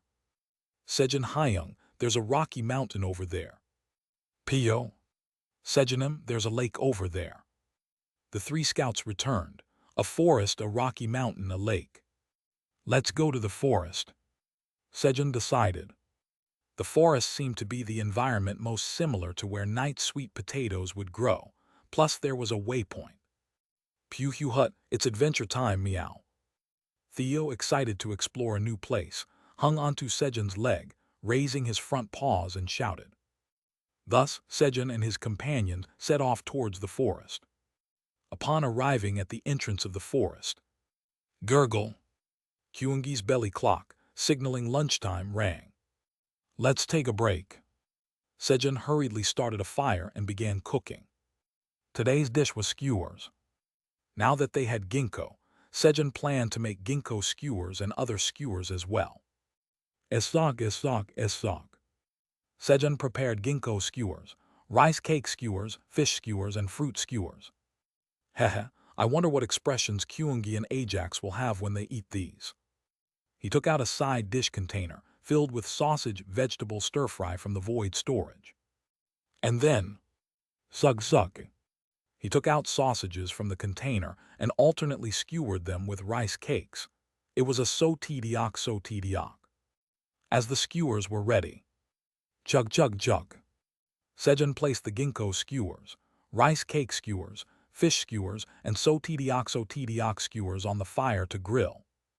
Once the skewers were somewhat cooked, "Guys, let's eat." Sejun called his companions. "Here are fish skewers." Naturally, he gave fish skewers to Theo, a fish aficionado. "Just wait a moment." Sejun gave so tediok skewers to Kyungi and Ajax, who had similar tastes to him. Puhu Hut. As expected, the grilled fish made with Chairman Park's dedication is delicious. Meow. Kyung. Haha, what's this? It's delicious. Everything made by Sejun Hyung is delicious. While the three were enjoying the skewer dishes. Slurp. The golden bat was glued to a fruit skewer, frantically sucking the juice out of the fruit. Everyone enjoyed the skewer dishes. Pio. Peeing, I'm the only one without a skewer. Except for Piat had no skewer. It enviously watched the others as it took out peanuts from its own peanut pouch. Then, "Here, this is for Piat." Sejun made a peanut skewer for Piat by sticking 5 peanuts on a needle. It took longer than expected to make the skewer, because the peanuts would split each time he tried to skewer them. Pio. Thank you, Sejunim. Theonim, I have a skewer too. Flap. Piat flew next to Theo with his peanut skewer and ate together. Haha, delicious. Sejun also had a pleasant meal with his companions. At that time, "Russell, how dare you enter Lord Idris's territory? Who are you?" With the sound of moving grass, 2 kangaroos appeared from within the forest, pointing their spears towards Sejun and his companions. But the timing was terrible. They appeared right when everyone was eating. Kyung, you don't disturb someone while they're eating. Don't mess around. Thud. The 2 unlucky ones were immediately knocked out by the energy from Kyungi and Ajax. A little later, slap. Wake up, you slaves, meow. After lunch, Theo woke the 2 up. Their front paws were already stained with black ink. Theo had stamped their paws while they were unconscious. Where is this? As the kangaroos woke up. Lead us to where Idris is. Sejun spoke. The place where the leader Idris was likely to be their base. There was a high chance that Knight's sweet potatoes would be there. Fine, we will guide you to Lord Idris. Follow us. This turned out well. If it's the boss, maybe we can win. Thinking that Idris could handle them, the 2 led Sejun to their base. However, Kyung, submit. Idris's knees easily buckled under Kyungi's telekinesis. "PL, please spare us." Naturally, Idris was unable to defeat Sejun and his companions. Puhu Hut, stamp it, meow. Press. He stamped the seal on Theo's contract. As the situation was resolved, "Can you show us your food storage?" Sejun asked to see the kangaroos' food storage in search of Knight's sweet potatoes. However, food storage, we don't have such a thing. The kangaroos didn't have a food storage. It was obvious. The forest was abundant with fresh leaves to eat. There was no need to harvest them in advance only to let them wilt. Then have you ever seen something growing from the ground like this? Sejun showed the kangaroos a sweet potato. No, we don't dig the ground. It was a similar reason to before. There was plenty of foliage to eat in sight, so there was no need to dig for food from the ground. All right, let's go, guys. Eventually, Sejun left Idris's base without any harvest and walked towards a red light pillar. He planned to register the waypoint of the 70th floor of the tower and decide whether to return to the 99th floor or stay and continue searching for Knight's sweet potatoes. As Sejun arrived in front of the red crystal, click, the The 70th floor waypoint of the Black Tower has been saved. He placed his hand on the red crystal to register the waypoint. At that moment, sniff, sniff, Kaying. It smells like something like the yellow and chewy thing. Fenrir, peeking out from Sejun's pocket, smelled the sweet potato. And, Kaying, it's mine. Boing, jumping out of Sejun's pocket to eat it alone. Thump, thump. He ran following the smell. And then, plop, Kaying. The ground collapsed, and Fenrir was swallowed into the darkness. Chapter 317. I might lack physical strength, but do I lack mental strength? Plop. Hug. Sejun discovered Fenrir falling out of his pocket on its own. Our Blackie has grown and can move well now. Sejun did not try to catch Fenrir, just watched it. No matter how hard it tried to run with its plodding steps, he couldn't get far, so he let him be. Then, Kaying, Fenrir suddenly disappeared into the ground not far ahead. Blackie. Sejun hurried to where Fenrir had vanished. Plop. Hug. The ground gave way, and Sejun also sank into the darkness. And then, Chairman Park has fallen, meow. Kyung. Dad disappeared. Sejun Hyung, I'll save you. Sejun Nim. Pio.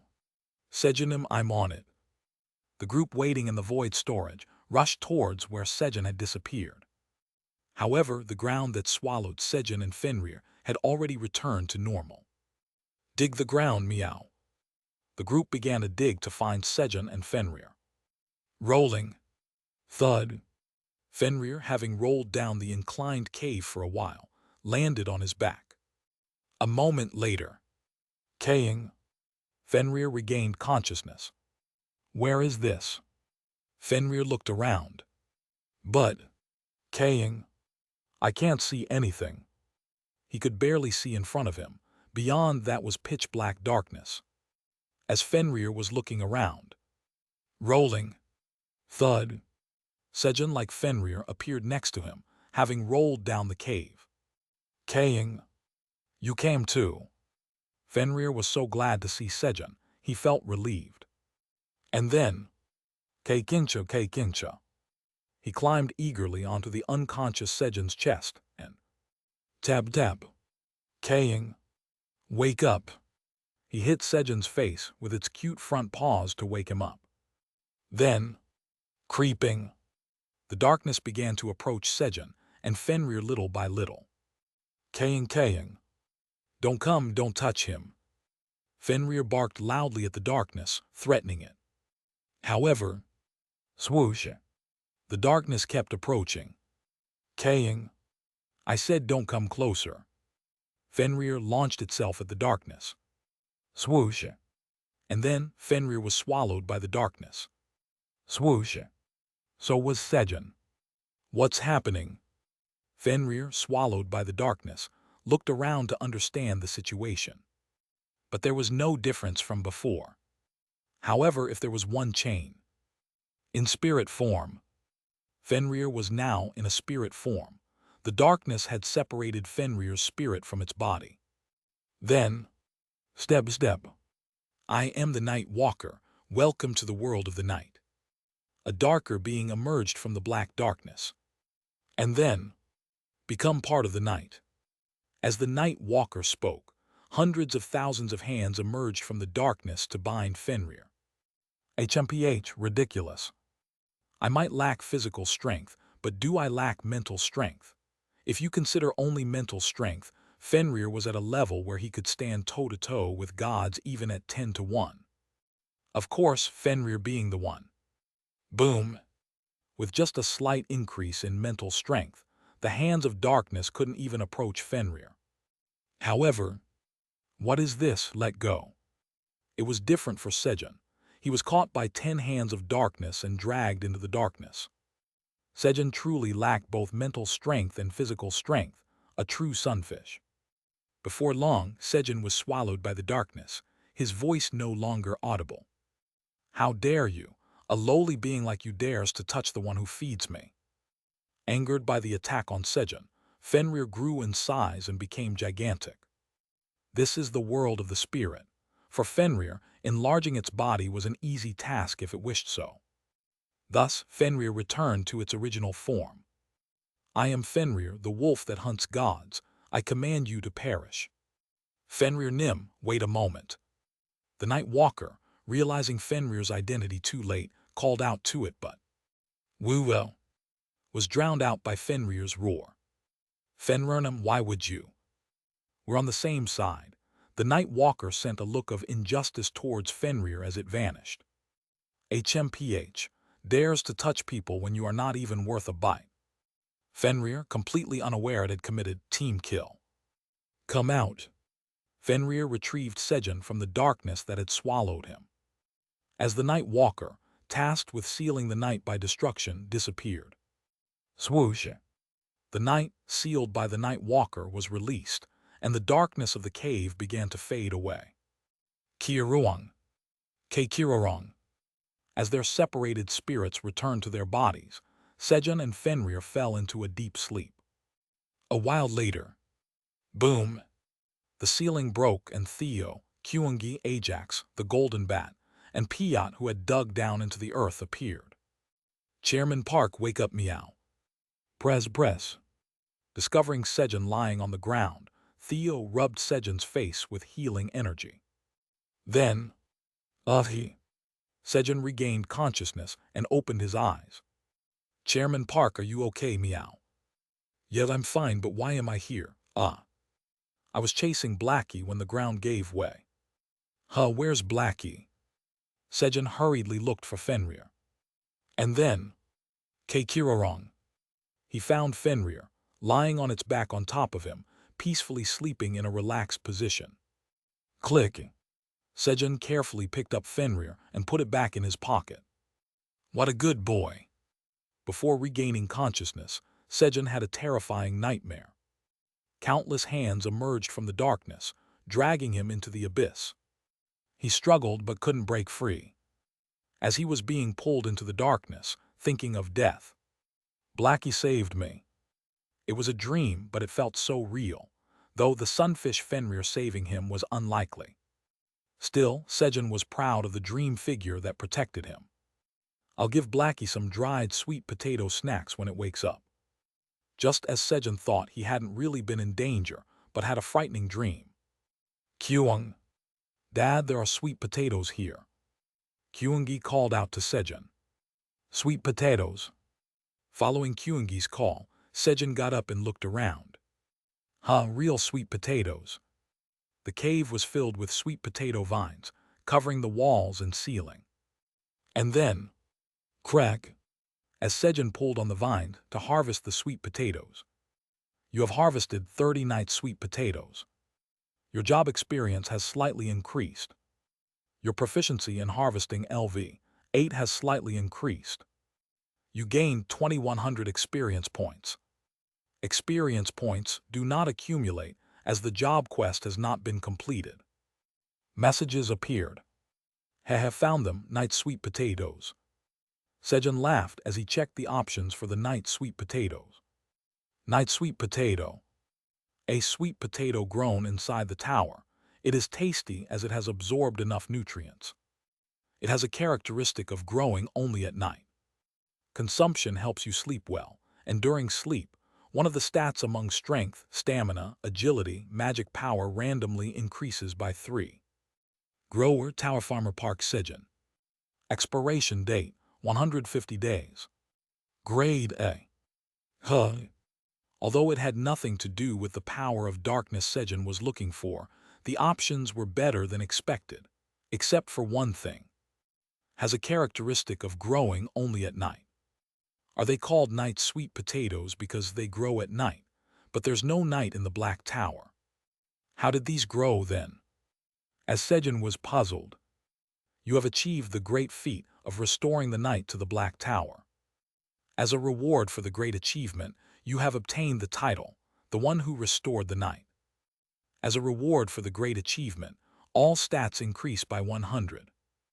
Rewards will be given to those who helped in the great achievement according to their contributions. Ha me. When did I? Sejun was baffled by the message stating he had restored the knight to the Black Tower. However, Keikirorong, the only one who could answer Fenrir, was asleep. What's going on here? Sejun thought for a moment and then said, now's not the time for this. Guys, help me out. Krieg Krieg. He and his companion focused on harvesting the knight's sweet potatoes. As Sejun emerged outside after harvesting all the knight's sweet potatoes, it's gotten dark. He was greeted by a slightly dark sky. Night was falling. What meow? Why is the sky dark meow? Kyung. It's scary. Pio. Why is the sky getting dark? Theo, Kyungi, and Piat, who had never seen a dark sky in the Black Tower, clung to Sejun in fear. And then, Pip Pip, this is great. The golden bat, who liked the dark, was happy. It's getting dark. Lastly, Ajax disliked the arrival of the night. Because the White Tower, unlike the Black Tower, had only night and no day. Let's go back for now. Sejun took his companions back to the 99th floor of the tower. He wanted to enjoy the Black Tower's first night at home. Black Tower, 99th floor. Nice. Come on, fill up the glasses. PHRHRHRHR. Kellyan, you seem to be in a really good mood. Of course, thanks to Sejun these days, Ajax and I are getting along. While the dragons were happily drinking samyeonju at the fountain. What's this? Why is it getting dark? Dares. The dragons became displeased and looked up at the sky, thinking someone was looking down at them from above. However, there was no one in the sky. Instead, they could only see the darkened sky. This is night. Kaiser was moved as he watched the sky grow darker. At that moment, Grandfather, our Sejun did this. Aileen informed Kaiser, who had brought the knight to the Black Tower. Ha, as expected of our Sejun. Right, who else but Sejun could do such a thing? Jealous, our tower should get some rain too. Ramter, see if there's anything among Sejun's crops that could be helpful. I'm thinking of planting the detoxifying green onion in the purple tower with Sejun's permission. While the dragons were conversing. Boom!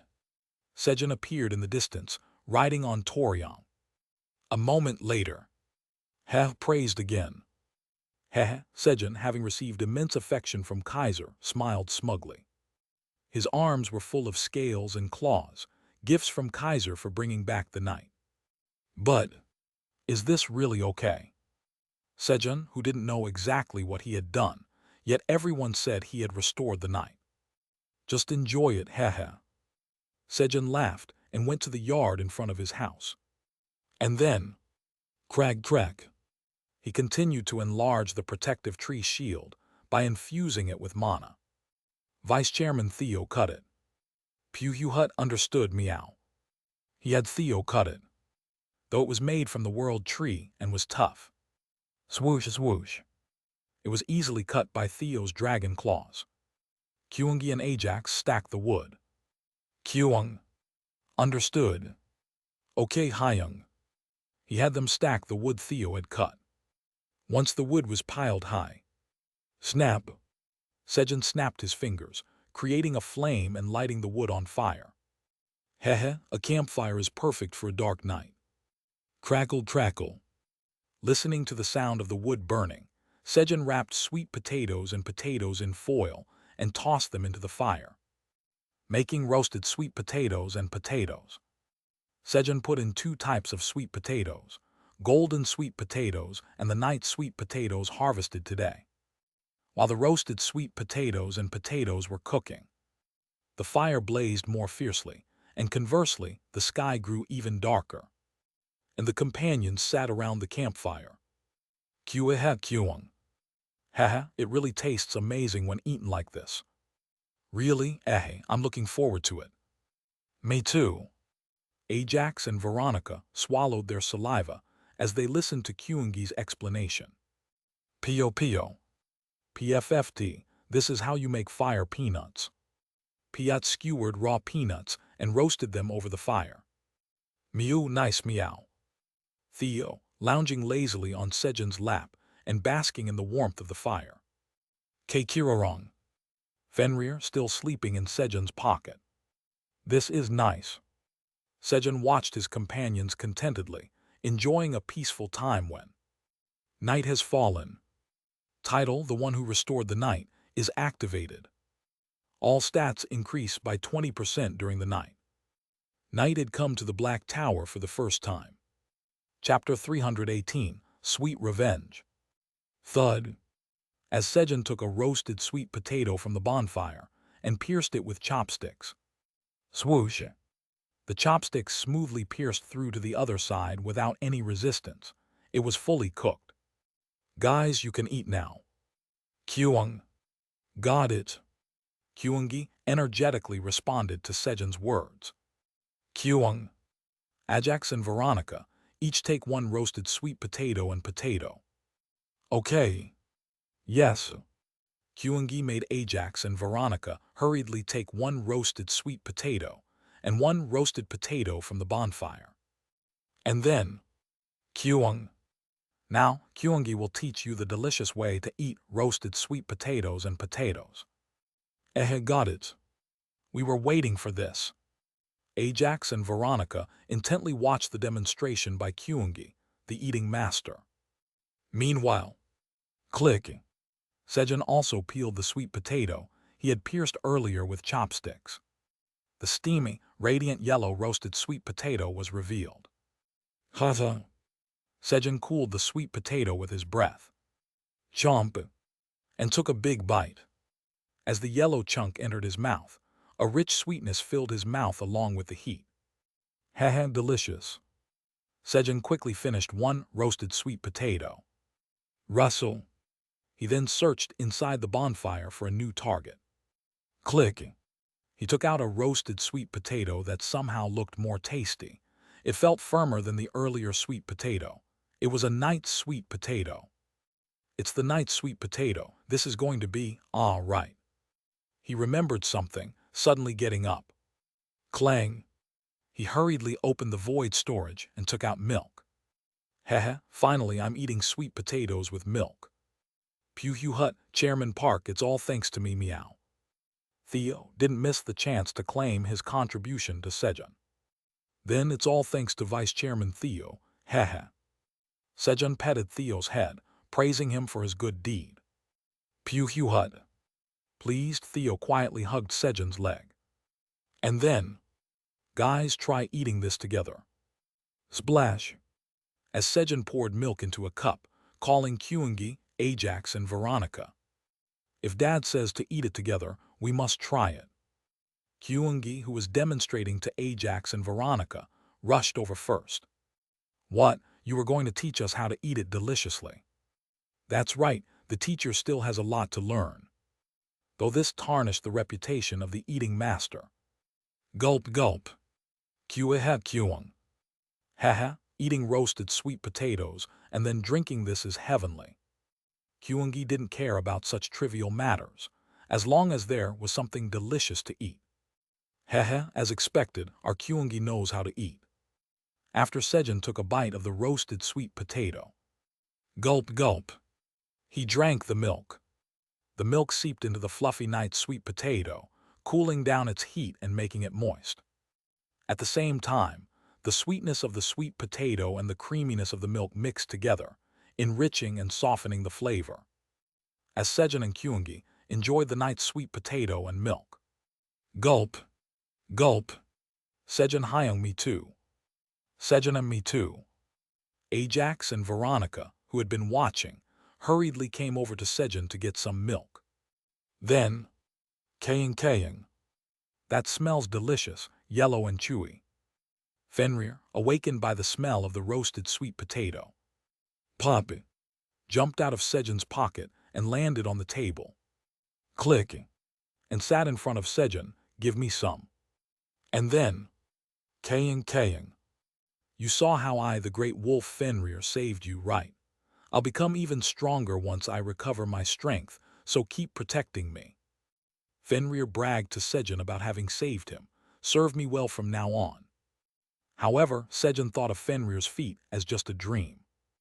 Right, is our Blackie angry and hungry because we were the only ones eating? Sejun just thought Blackie was angry because he was hungry. Wait a moment, I'll make something delicious for you. As Sejun hurriedly took out Fenrir's bowl and mashed the roasted night sweet potato he was eating, then poured and mixed milk into it. You have achieved the feat of making the first night sweet potato latte in the tower. The recipe for night sweet potato latte has been registered in Cooking LV 8. Your proficiency of Cooking LV 8 has slightly increased. Messages appeared. Oh, is this a night sweet potato latte? Thinking that he should make a latte with a golden sweet potato, which is sweeter than the night sweet potato. Here, try this. Sejun offered the night sweet potato latte to Fenrir. Kaying. What's this strange thing? A liquid with the scent of that yellow and chewy thing. After examining the night sweet potato latte for a moment. Right, this guy wouldn't give me something that tastes bad. Fenrir decided to trust Sejun and eat it. There was one thing that tasted bad, but that was only the black fruit that Fenrir had specifically asked for. Slurp. Fenrir cautiously licked the night sweet potato latte in the bowl. A massive shock to the taste buds. What is this? Lick, lick, lick. As if Fenrir's tongue had a motor attached, it frantically licked the night sweet potato latte. Meanwhile, you have achieved the feat of making the first honey golden sweet potato latte in the tower. Haha, finished. Sejun made a honey golden sweet potato latte by mixing golden sweet potato, milk, and honey. Feeling that the golden sweet potato alone was slightly lacking in sweetness, he added honey to enhance the sweetness. Slurp. Sweet. Sejun confirmed the taste of the honey pumpkin golden potato latte in his cup. Aileen, try this. Sejun sent the honey golden sweet potato latte to Aileen. The tower's administrator says she will gladly drink it. The tower's administrator is excited, saying it really tastes good. Okay, if you want more after drinking, just tell me. The tower's administrator says okay. Thus, Sejun was the first to give Aileen the honey golden sweet potato latte. Guys, try this. Sejun filled Kyungi, Ajax, and Veronica's cups with the finished honey golden sweet potato latte. Then, Kyung. As expected, Dad is a genius. As expected of Sejun Hyung. My choice was correct. The expected torrent of praise followed. Guys, I'll make more. While Sejun was pleased with their praises and making more honey golden sweet potato lattes. I want more. Fenrir, having cleaned his bowl, slinked over and found Sejun's cup. I should eat more of his. Keikacha. Fenrir tiptoed, putting its front paws on Sejun's cup and slurp. Took a sip. And then, an overwhelming sense of betrayal. How can you eat something tastier than me? I will have my revenge. Fenrir was aflame with a desire for revenge. I will eat it all. Lick, lick, lick. Fenrir voraciously consumed the honey golden sweet potato latte in Sejun's cup, fueled by a single-minded intent for revenge. So tasty, sweet. Fenrir's revenge was indeed sweet, literally a sweet revenge. While Fenrir was busy taking revenge. Lick, lick, lick. The weight of Fenrir, who had eaten the honey golden sweet potato latte, gradually increased, while conversely, the cup's weight decreased. As a result, the glass cup started to slide from Fenrir's force and swoosh. The cup gradually moved towards the edge of the table. Lick, lick, lick. Stumble, stumble. Fenrir was busy chasing after the moving cup and plotting revenge. Swoosh. In the meantime, the cup and Fenrir moved closer to the edge of the table and tilde. Eventually, the cup fell off the edge of the table to the ground. Kaying. Naturally, Fenrir, who was leaning on the cup, also fell. Clatter. The cup fell, making a loud noise. Everyone's attention focused on the source of the sound. I will have my revenge. Lick, lick, lick. There was Fenrir, licking the honey golden sweet potato latte spilled on the floor. Fenrir was fine even after falling from the height of a table because of the dragon's skin. No, Blackie, stop. Clicking. As Sejun hurriedly picked up Fenrir. Kaying. You're mean, eating delicious things all by yourself. Fenrir earnestly complained to Sejun. Our Blackie, you must be sleepy now. Okay, let's sleep. Of course, Sejun couldn't understand Fenrir's words, thinking Fenrir was just being fussy about sleeping. Pet. He laid Fenrir down and began to stroke its prominently round belly. Kaying. This isn't it. My revenge isn't over yet. Fenrir struggled hard, but... Blink. Fenrir's eyelids gradually fell despite his will, the effect of the sweet potato kicking in. I shouldn't be like this. I need to take my revenge. Burp. With a burp as the last sign, Fenrir grew a bit and fell into a deep sleep. And then, let's eat. The campfire went on late into the night. Zip. There's no moon or stars. Having put everyone to sleep and stepping outside again, Sejun moistened his mouth with samyeonju and remarked. Even as the night deepened, the sky remained pitch black. The atmosphere was good as it was, but something was missing. Pew hut, Chairman Park, don't worry, meow. I will bring you the moon and stars, meow. Theo, unaware of how big the moon and stars were, said he would bring them. That didn't alleviate the mood, though. Really? Then, if you can't bring the moon and stars within a month, you'll be demoted to intern Theo. Sejun felt like teasing Theo. Meow, I don't like that, meow. Theo strongly refused Sejun's words. I've come up here with so much effort, meow. I absolutely can't go down, meow.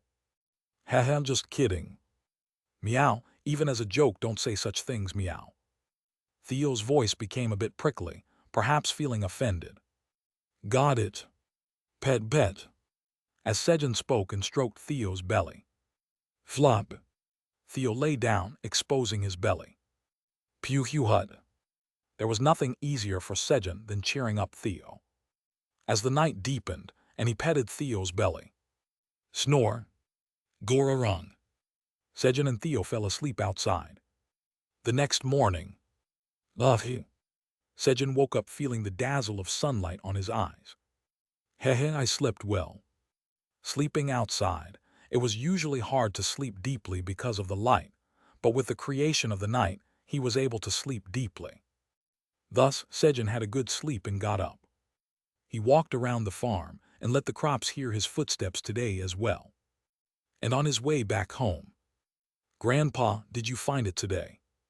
Kellyan and Ajax appeared. Sorry. Today again, Kellyan was embarrassed for not being able to find the 83rd floor's land deed of the White Tower. These bastards. Kellyan gritted his teeth as he thought about the 5 strongest beings of the White Tower who had disobeyed his command. Why can't you find it? Hurry up and get it. It seems like Sejun Hyung is mad at me. He won't even sleep with me now. Ajax was whining to Kellyan.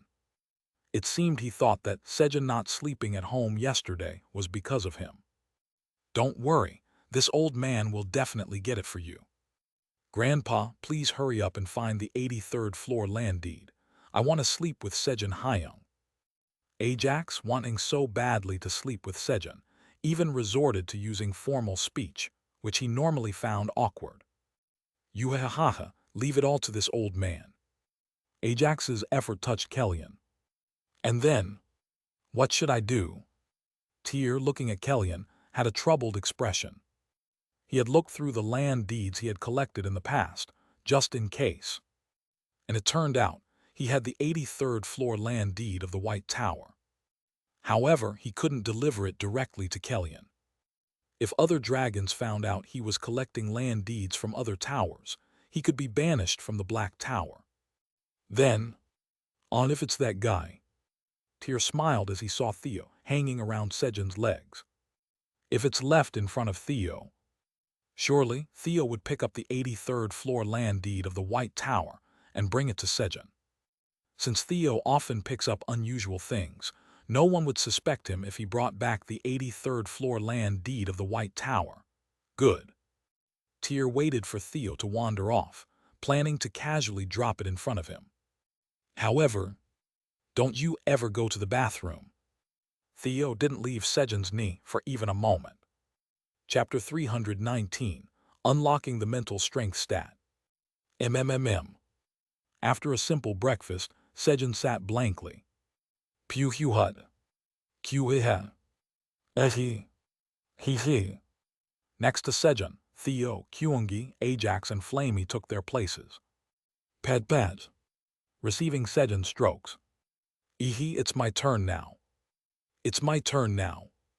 In turns, Ajax brought Sejun's left hand, which was petting Kyungi's belly, to his own tail. Hub. And Flamey moved Sejun's right hand, which was stroking Theo's belly, to her head. Pad. Haseru. He. Ajax and Flamey smiled broadly as they were petted by Sejun. As time passed, Puhuhut, it's my turn now, meow. Kyung. It's Kyungi's turn now. Theo and Kyungi brought Sejun's hand back to them. Sejun's hand moved back and forth several times. Why am I doing this? Sejun came to his senses from his blank state.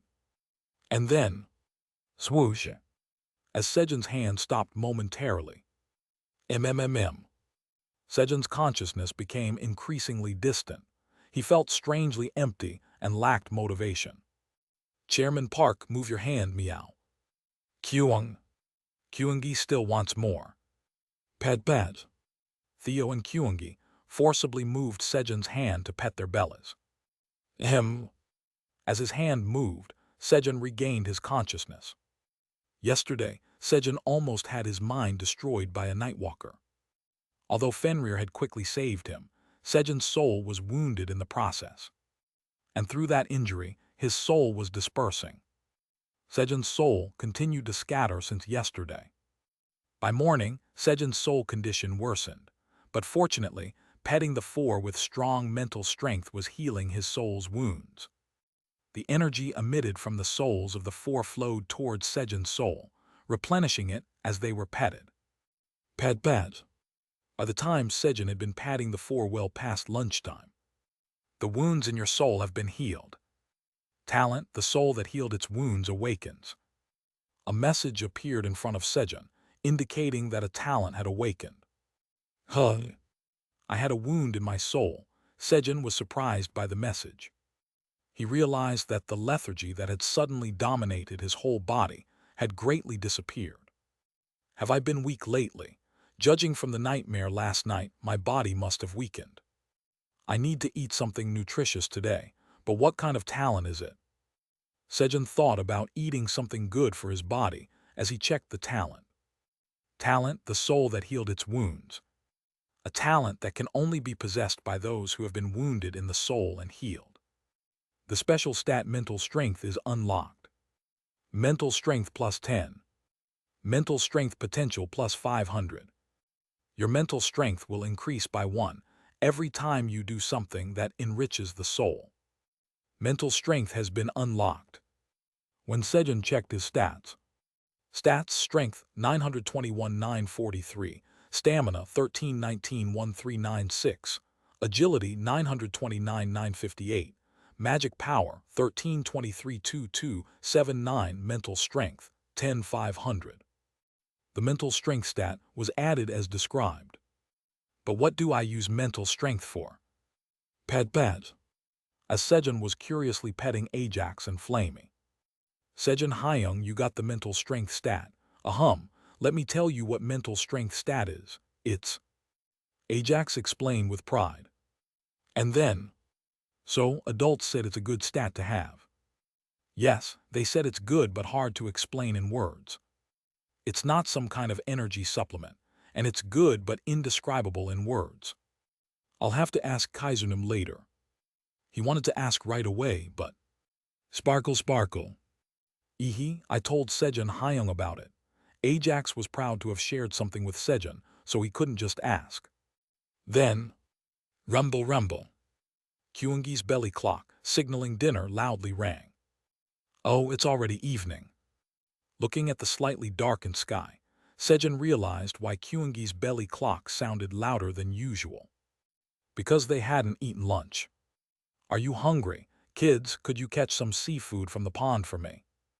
The dinner menu was seafood and mushroom shabu-shabu. He asked the children to fetch the seafood. Kyung. Okay. Okay, Hyung. Kyungi and Ajax hurriedly ran to the pond upon Sejun's request. Pew hut, I don't want to meow. Theo, who disliked water and didn't want to leave Sejun's lap, continued to cling to Sejun's leg. And then, master, but what do you think Kyungi and Ajax should catch? Flamey, from Sejun's shoulder, extracted information about what Sejun wanted to catch. Well, I wish we had octopus for today's nutritious meal, but I wonder if we'll find any. Octopus, what does that look like? Octopus, it has 8 legs and a somewhat round head. Sejun explained as best as he could in response to Flamey's question. Oh, I see. Thanks to Sejun, Flamey received the data about octopus. Let's find octopus. Flamey's roots in the dimensional sea diligently search for octopus, herding them towards the pond. Shortly after, Kyung. Haha, we caught a bunch of creatures with many legs.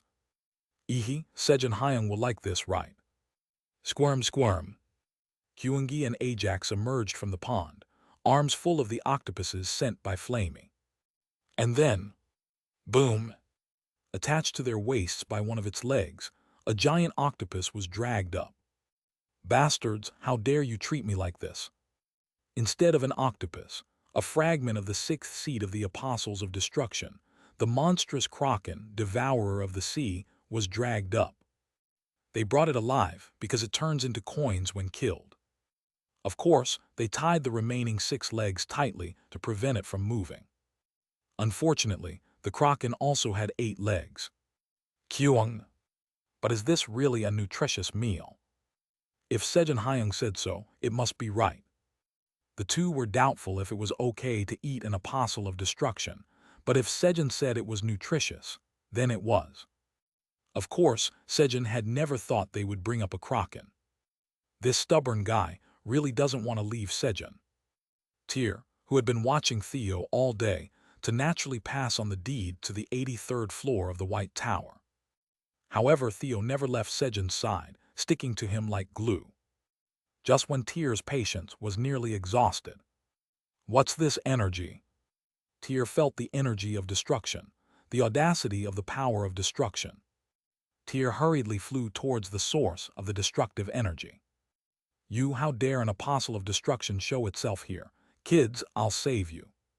Tyr shouted upon seeing Kyungi and Ajax, their waists tied with the kraken's legs.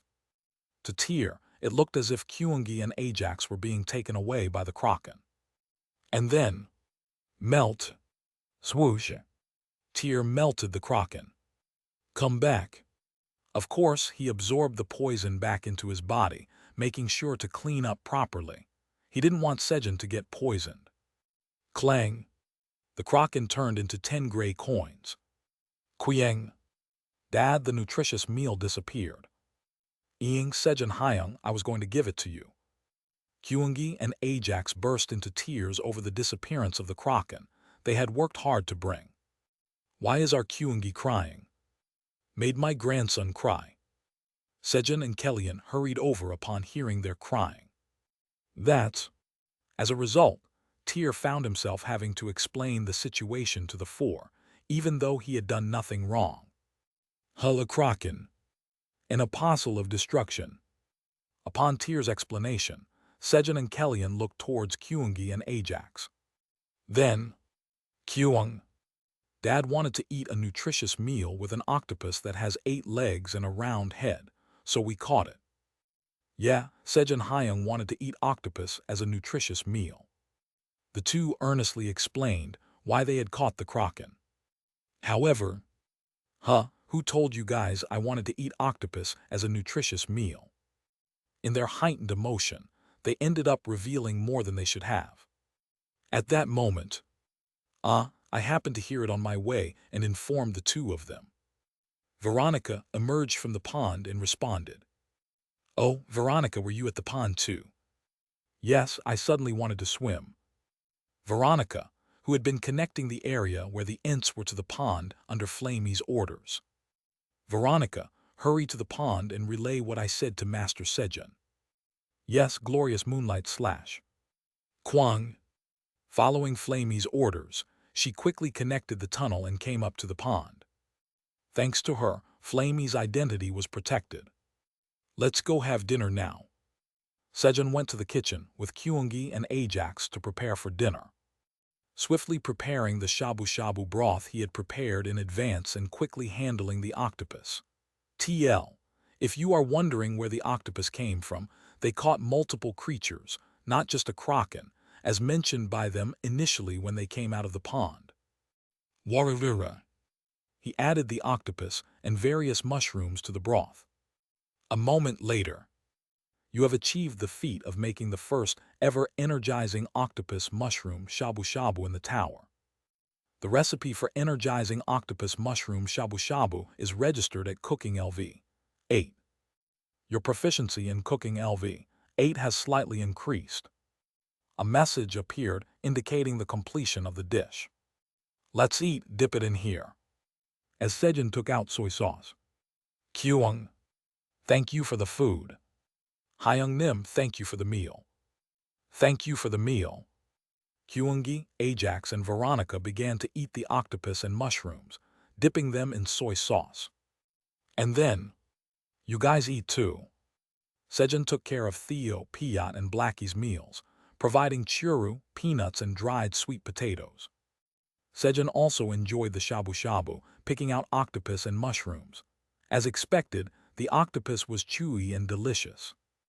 While everyone was enjoying their dinner. Kaying. "I'm done eating." Fenrir quickly finished eating the dried sweet potatoes. Surely what he's eating must taste better. Fenrir eyed what Sejun was eating. Squirm, squirm. Sejun had set aside some live octopus to add later. Plop. "I'm going to eat it all." Fenrir launched himself towards the bowl containing the live octopus. However, Kaying. "Hey, save me, I can't move." Instead of eating, Fenrir ended up being tightly wrapped by the live octopus and sent an SOS to Sejun. "Hey, if you wanted to eat, you should have called me. Why go in there?" Fenrir ended up just being scolded by Sejun. Kaying. "You always eat the delicious stuff by yourself." Blackie, did you want this? Here. Despite Fenrir's complaints, he managed to get a piece of boiled octopus. And then, jab, hurriedly eating the octopus Sejun gave him. Kaying. "I'm full, pet me." He sent another SOS to Sejun. He. Pet. Sejun stroked Fenrir's plump belly. Burp. And made him burp. After the dinner was over. You have obtained a ginkgo seed. Your job experience have slightly increased. Your proficiency in seed harvesting LV 8 has slightly increased. You need to use the seed harvesting skill 603,716 more times to complete the job quest. Sejun spent his time harvesting ginkgo seeds until bedtime.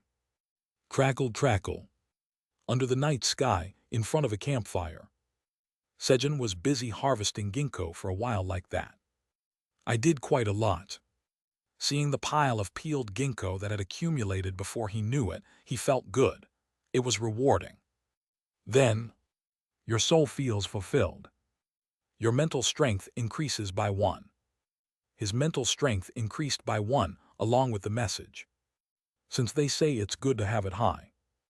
Sejun felt proud of his growth today and fell asleep. The next morning. Let's go find some pears today. Sejun, who had completely regained his motivation, decided to go look for pears. Kyung. Are we looking for a new Kyungi vessel? TL. The Korean of pear also translates as boat ship. No, not a sailing ship, but the fruit pear. Get inside.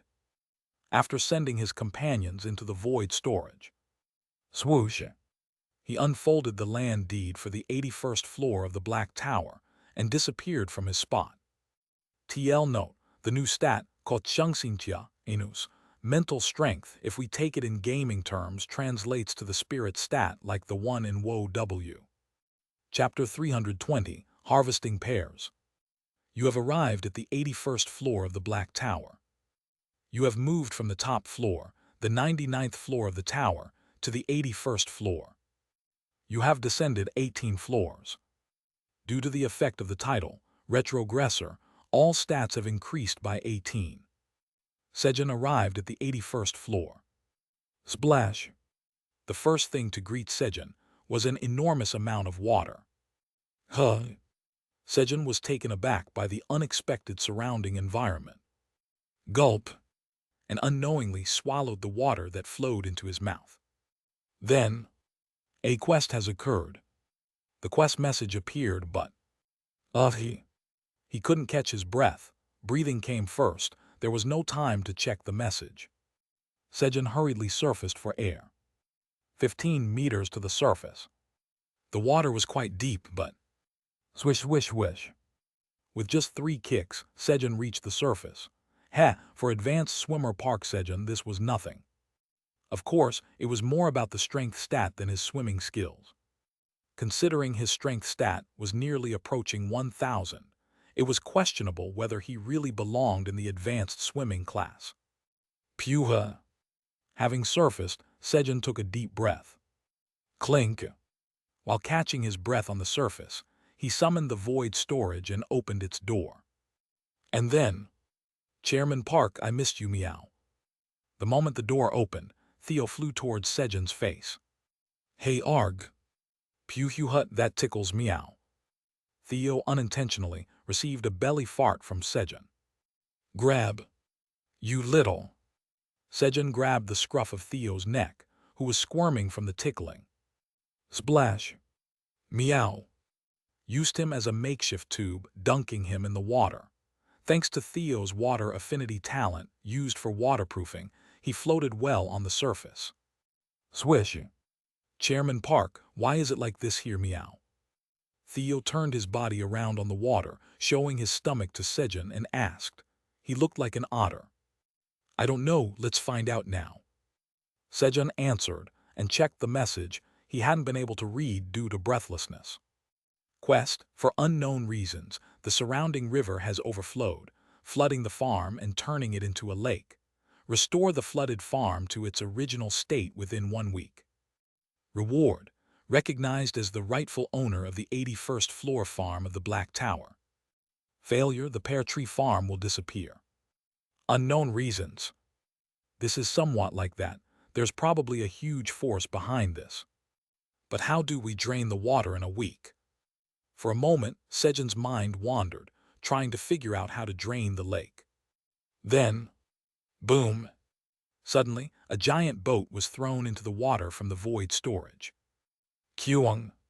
The Kyungi's boat is deploying. Yay, go! Pio! Let's go! Kaying! I don't want to go. On the boat were Kyungi, Ajax, Piot, and Blackie. Seeing the lake outside, Kyungi had taken out the Kyungi's boat from the void storage. Kyung! Dad, I'm boarding the Kyungi's boat. Float, float. Kyungi used telekinesis to lift Sejun out of the water and onto the Kyungi's boat. Thanks. Sejun thanked Kyungi and looked around. This is a volcano. Sejun saw the pear tree farm surrounded by mountains, with water levels risen up to the height of the mountains. But where is the river? Kyungi, let's go up to the sky. Kyung! Got it, float. At Sejun's command, Kyungi raised the Kyungi's boat high into the sky. Wow! Revealing a vast river that could almost be called a sea. The pear tree farm on the volcano was right in the middle of the gently flowing river. But how did the river flood up to here? Sejun spoke, bewildered. The difference in elevation between the surrounding volcano and the river's surface was over 30 meters. Even if the river overflowed, filling this basin with water wasn't easy. Even so, one thing was clear. Since there was a river nearby, breaking the mountain to drain the water was not an option. Then, Sejun fell into thought for a moment. Kyungi want to play in the water. Sejun let Kyungi play in the water in an enlarged state. Since the basin inside the volcano was quite wide, it was fine as long as Kyungi did not step on the pear trees. Kyung. Great, Kyungi will grow as big as possible. As Kyungi enlarged, gush, gush, gush, an enormous amount of water began to overflow. Kyungi continued to grow beyond 30 m, reaching up to 45 m. Wow, our Kyungi has grown a lot, hasn't he? In the brief moment, Sejun was taken aback by Kyungi, who had grown 10 m taller than before. Gush, gush, gush. The water continued to overflow. Quite a lot of water spilled over into the river. Kyung. This is fun. Splash, splash. Kyungi, having enlarged to full size for the first time in a while, started to play in the water in earnest. Gush, gush, gush. The water rapidly decreased whenever Kyungi moved. Although it was possible to drain more water, Kyungi played gently to avoid causing the mountain to collapse. A short while later, as Kyungi played in the water level quickly dropped, and the tops of the submerged pear trees began to emerge from the water. The pears are huge. The size of the pears submerged in water were almost that of a soccer ball. Kyungi, well done. Let's shrink back down now. Kyung, Kyung. Got it. Kyungi wants to play on the Kyungi's boat now. All right, Kyungi, go play on the Kyungi's boat. Sejun let Kyungi, who had played the biggest role in draining the water, have his fun. Kyung. Kyungi's boat is departing. Pio. Yes, Captain Kyungi. Kaying. I don't want to, put me in your pocket. Piat and Blackie, who weren't much help in draining the water, became crew members of the Kyungi's boat. Kids, let's get to work. Sejun, Theo, and Ajax began to drain the water. Ice Cube. As Sejun froze the water. Zug zug. Theo packed the chunks of ice into his bag. Dry. Ajax dried up the water with magic. While the three worked hard. Kyung. It's not fun without water. As the water disappeared due to their work, making it difficult to move the boat. Kyung. Float. Kyungi raised Kyungi's boat into the sky to play in the big water, aiming for the river. Kyungi, while you're playing outside, please check why the river overflowed. Kyung. Got it. Splash. Kyungi responded and floated Kyungi's boat on the river. Kyung. A new adventure. Pio. Yes. Kaying. I want to go home. Kyungi's boat began to move slowly along the river. On the 99th floor of the Red Tower. Udonim, a cactus has been found on the 53rd floor. Already up to the 53rd floor. Upon the messenger's report, Udon, the tower farmer of the Red Tower, sighed deeply. Rain that used to fall once a month. At some point, it started raining once a year, then once every 10 years, and then it stopped altogether. As the rain ceased, the temperature of the Red Tower grew hotter and hotter. The consequence of the tower heating up was desertification, starting from the first floor and gradually moving upward. Currently, everything below the 10th floor had completely turned into a desert. And the cactus, a plant-like monster resembling a cactus, was the main culprit behind the desertification. Wherever cacti gathered, the area quickly desertified because they absorbed the surrounding moisture. However, no matter how thoroughly the cacti were eradicated, if there was a desert, cacti would soon form groups and rise to the upper floors. And they did so in greater numbers. On the bright side, cacti store the absorbed moisture in their bodies as pure water. Thanks to this, in the Red Tower, cacti became a useful means of securing water. Summon all the dwarf warriors, we will subjugate the cacti. Yes. Udon, who had been in deep thought, ordered his subordinate to summon the troops. Subjugating the cacti caused significant damage, and more cacti would emerge afterward. However, there was no other way to slow down the desertification. I wish to see rain. Udon gazed at the dry sky. Clank, clank. Wearing red armor, Udon moved down to the lower floors. We're almost finished, Sejun said, looking at the water that reached up to his ankles. Then, Pew Hut, Chairman Park, I dumped it, meow. Slap. Theo, who had returned after dumping a bag full of ice into the river, clung to Sejun's legs. And then, Pew Hut, leave it to me now, Chairman Park, meow. Guys, follow me, meow. As Theo boasted to Sejun. Gurgle, gurgle. The waters began to approach Theo. Finally, Theo was using his water affinity talent as intended. As Theo drained the water from the farm. Land moving. Sejun used Myler's hoe to strike the ground. Boom, boom. Raising the land around the farm to prevent water from entering. Once all the water from the farm was completely drained, the pear tree farm has been restored to its original state. The quest has been completed. You are recognized as the rightful owner of the pear tree land deed on the 81st floor of the Black Tower. Land deed skill, farm information LV, max is activated. The quest was completed. All right, shall we harvest the pears now? Plug. Sejun, now the owner of the farm, harvested a pear. And then, you have harvested a pear of mild strength and stamina. Your job experience points have slightly increased.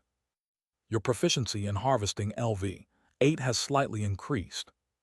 You have gained 70 experience points. You do not accumulate experience points because you have not completed a job quest. The message appeared. Mild, Sejun was taken aback and checked the options of the pear.